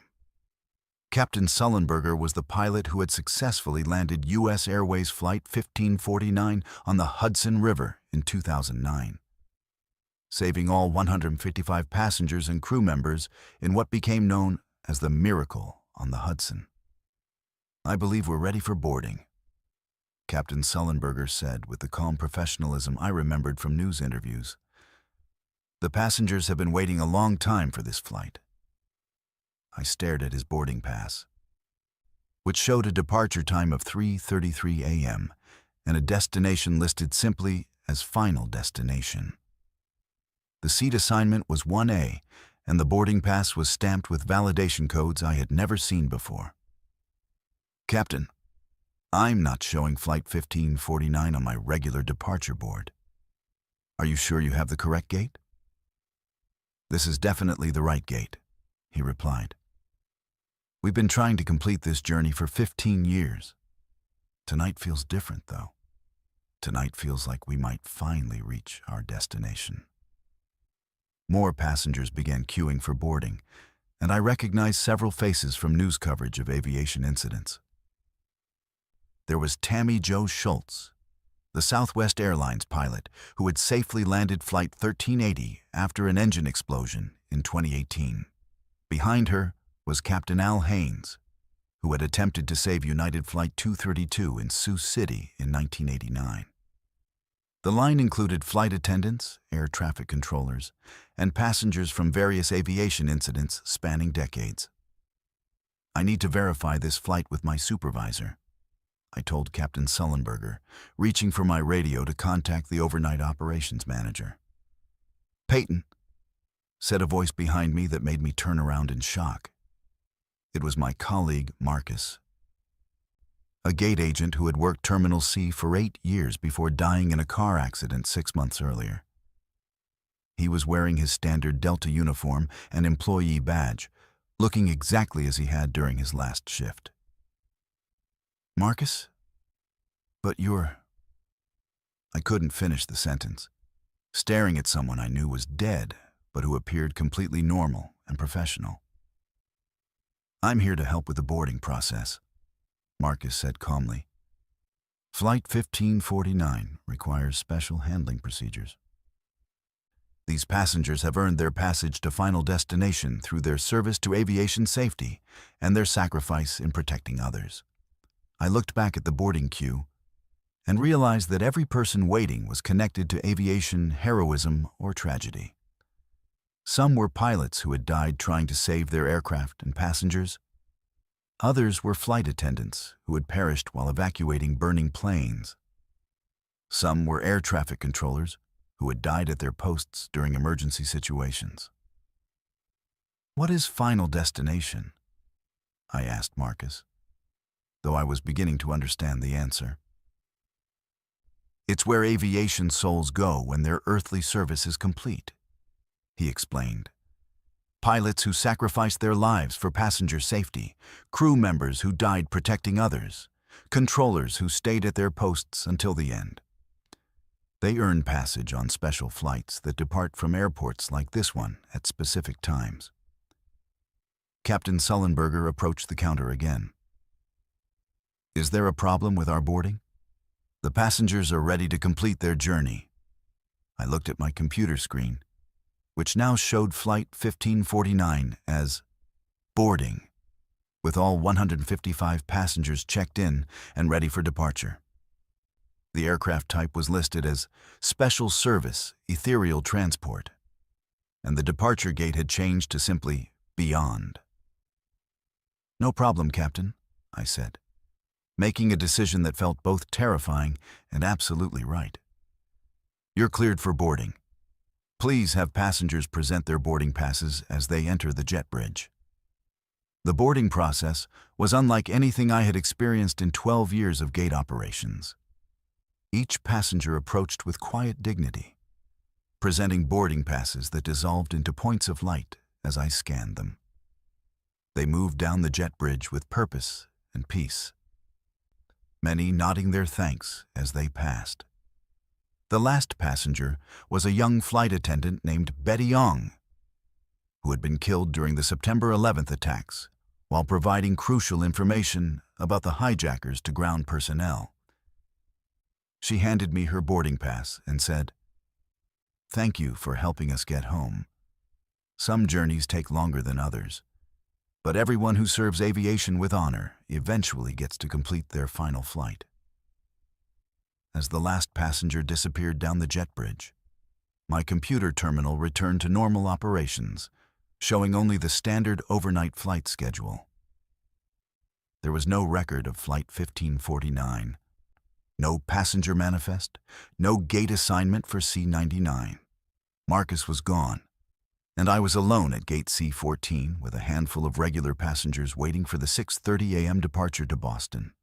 I never reported the incident, knowing that explaining supernatural boarding procedures would end my career and probably result in psychological evaluation.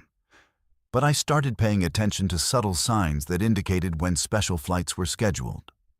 Computer glitches that displayed impossible destinations, the appearance of deceased colleagues, and the quiet dignity of passengers who were traveling beyond normal geography.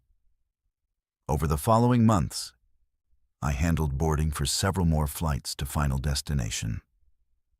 Always during overnight shifts, always involving aviation personnel who had died in service to flight safety, and always departing from gates that didn't officially exist.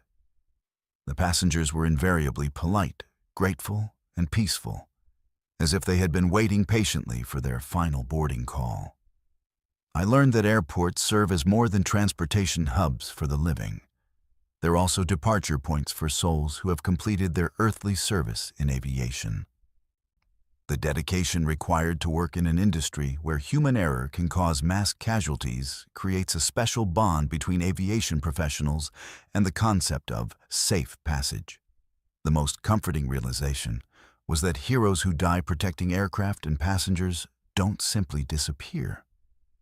They earn passage on flights that take them to destinations where their service is honored and their sacrifices are remembered. Sometimes, the most important flights are the ones that don't appear on regular departure boards, carrying passengers who have already paid the ultimate price for their commitment to aviation safety. The in-flight meals I'd been loading contained ingredients that didn't exist in any earthly food database. When I cut open the sealed containers, something that looked like human tissue was writhing inside, and it pulsed with its own heartbeat. I'm Amaya, and I've worked for Phoenix Sky Harbor's Airline catering services for 9 years.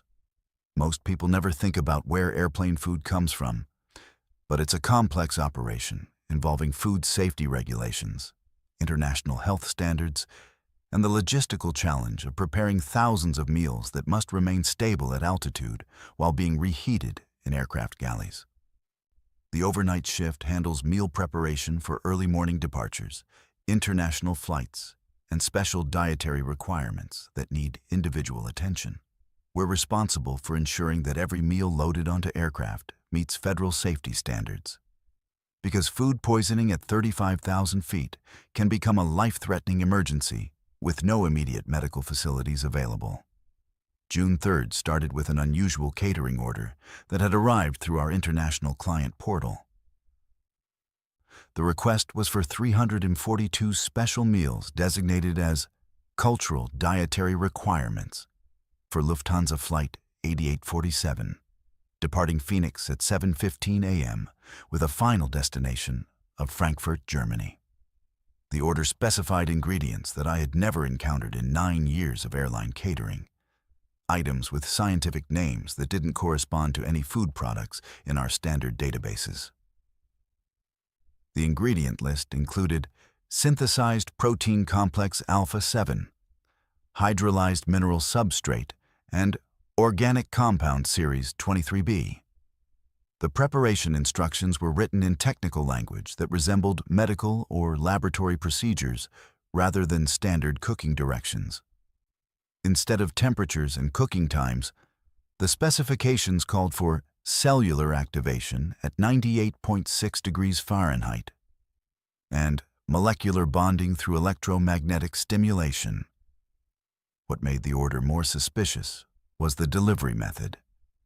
Instead of arriving through our normal supply chain vendors, the ingredients had been delivered directly to our facility by unmarked refrigerated trucks with drivers who spoke no English and refused to provide standard shipping documentation.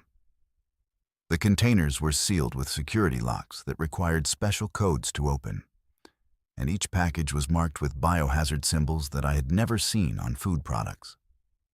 I contacted my supervisor, Rodriguez, to verify the unusual order.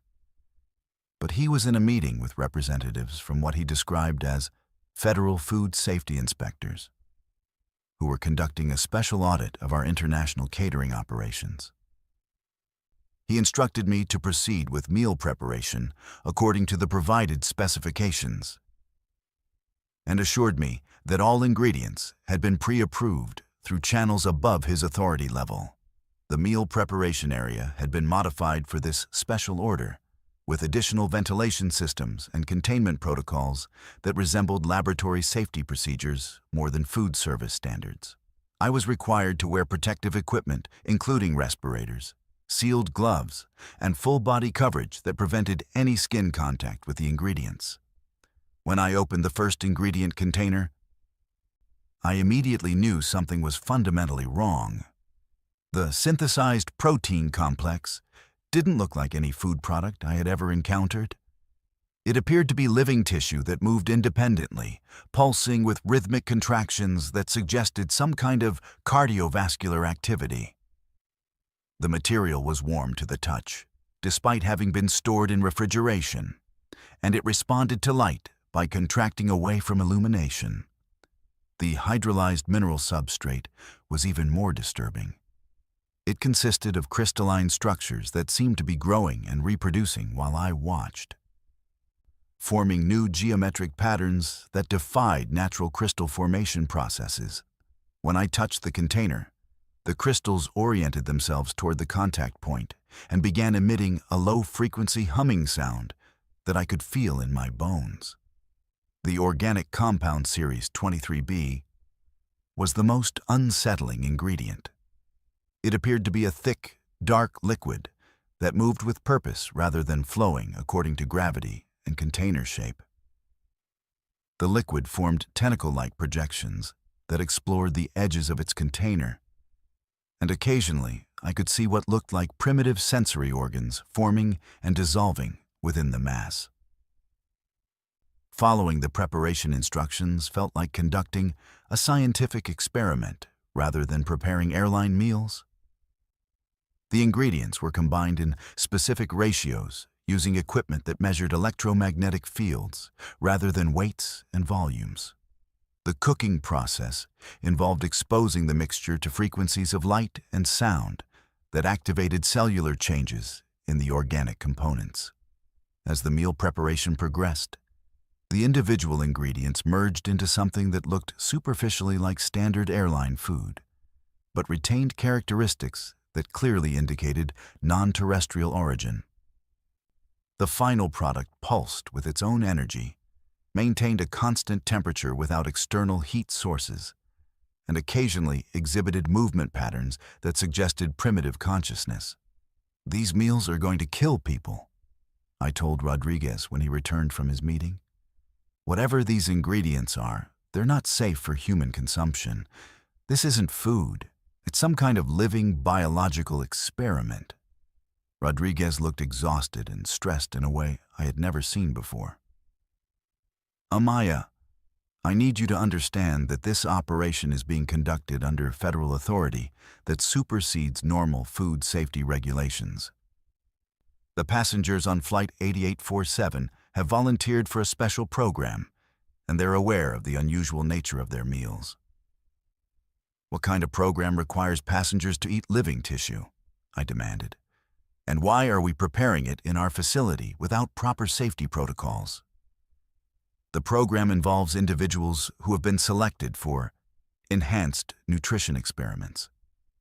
The goal is to test human adaptability to non-terrestrial food sources in preparation for future space colonization efforts. The passengers have signed extensive waivers acknowledging the experimental nature of their participation. I knew Rodriguez was lying. His body language, his reluctance to make eye contact, and the obvious fear in his voice indicated that he was being coerced into cooperating with something he didn't understand or approve of. The federal inspectors he had met with were likely not government officials at all, but representatives of some organization that had infiltrated airline catering operations for purposes that had nothing to do with space colonization. I completed the meal preparation as instructed, but I documented everything with photographs and detailed notes about the ingredients, preparation procedures, and final products. If passengers were going to be harmed by consuming these meals, there needed to be evidence of what had been done to them and who was responsible. The meals were loaded onto Lufthansa Flight 8847, according to standard catering procedures, with each passenger receiving an individually prepared portion that looked like normal airline food, but contained ingredients that originated from sources outside Earth's biosphere. I watched the aircraft taxi for departure, knowing that 342 people were about to consume biological materials that could potentially alter their physiology in ways that current medical science couldn't predict or treat. Flight 8847 never arrived in Frankfurt. According to official reports, the aircraft experienced catastrophic system failures over the Atlantic Ocean and crashed with no survivors. But the wreckage was never recovered, despite extensive search operations, and several witnesses reported seeing the aircraft change course and disappear from radar in ways that suggested controlled flight rather than mechanical failure. Investigation of the catering operation revealed that the federal inspectors who had authorized the special meals were using fraudulent credentials, and the unmarked delivery trucks had been registered to companies that didn't exist. The ingredient suppliers had no legitimate business addresses, and the payment for the special meals had been processed through accounts that were closed immediately after the transaction. What the investigation didn't uncover was the true purpose of the experimental meals.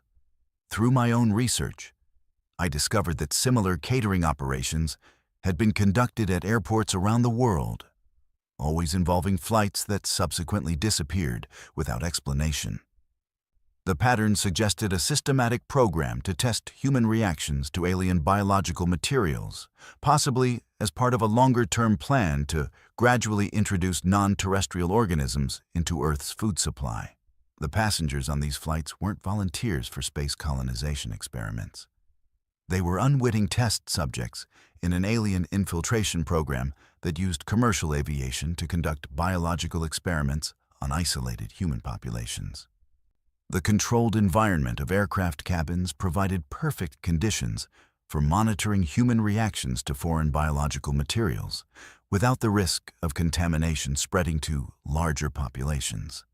I continued working airline catering, but with a new understanding that food service operations could be used as cover for activities that had nothing to do with passenger nutrition. Every unusual ingredient request, every special dietary order, every deviation from standard procedures became a potential indicator of non-human influence on human food systems. The most terrifying realization was that alien entities had successfully infiltrated commercial aviation infrastructure, using routine operations to conduct experiments on unsuspecting passengers who trusted that their meals met basic safety standards. The thought that every airline meal could potentially contain biological agents designed to alter human physiology added a new dimension of horror to the simple act of eating during air travel. If you've experienced unusual symptoms after consuming airline meals, or if you work in aviation and have noticed strange ingredients or preparation procedures, your story matters. Share your experiences and stay vigilant. Sometimes the greatest threats come from the most ordinary sources. For those interested in sharing their aviation horror stories or discussing paid promotional opportunities, contact verifiedfears@gmail.com.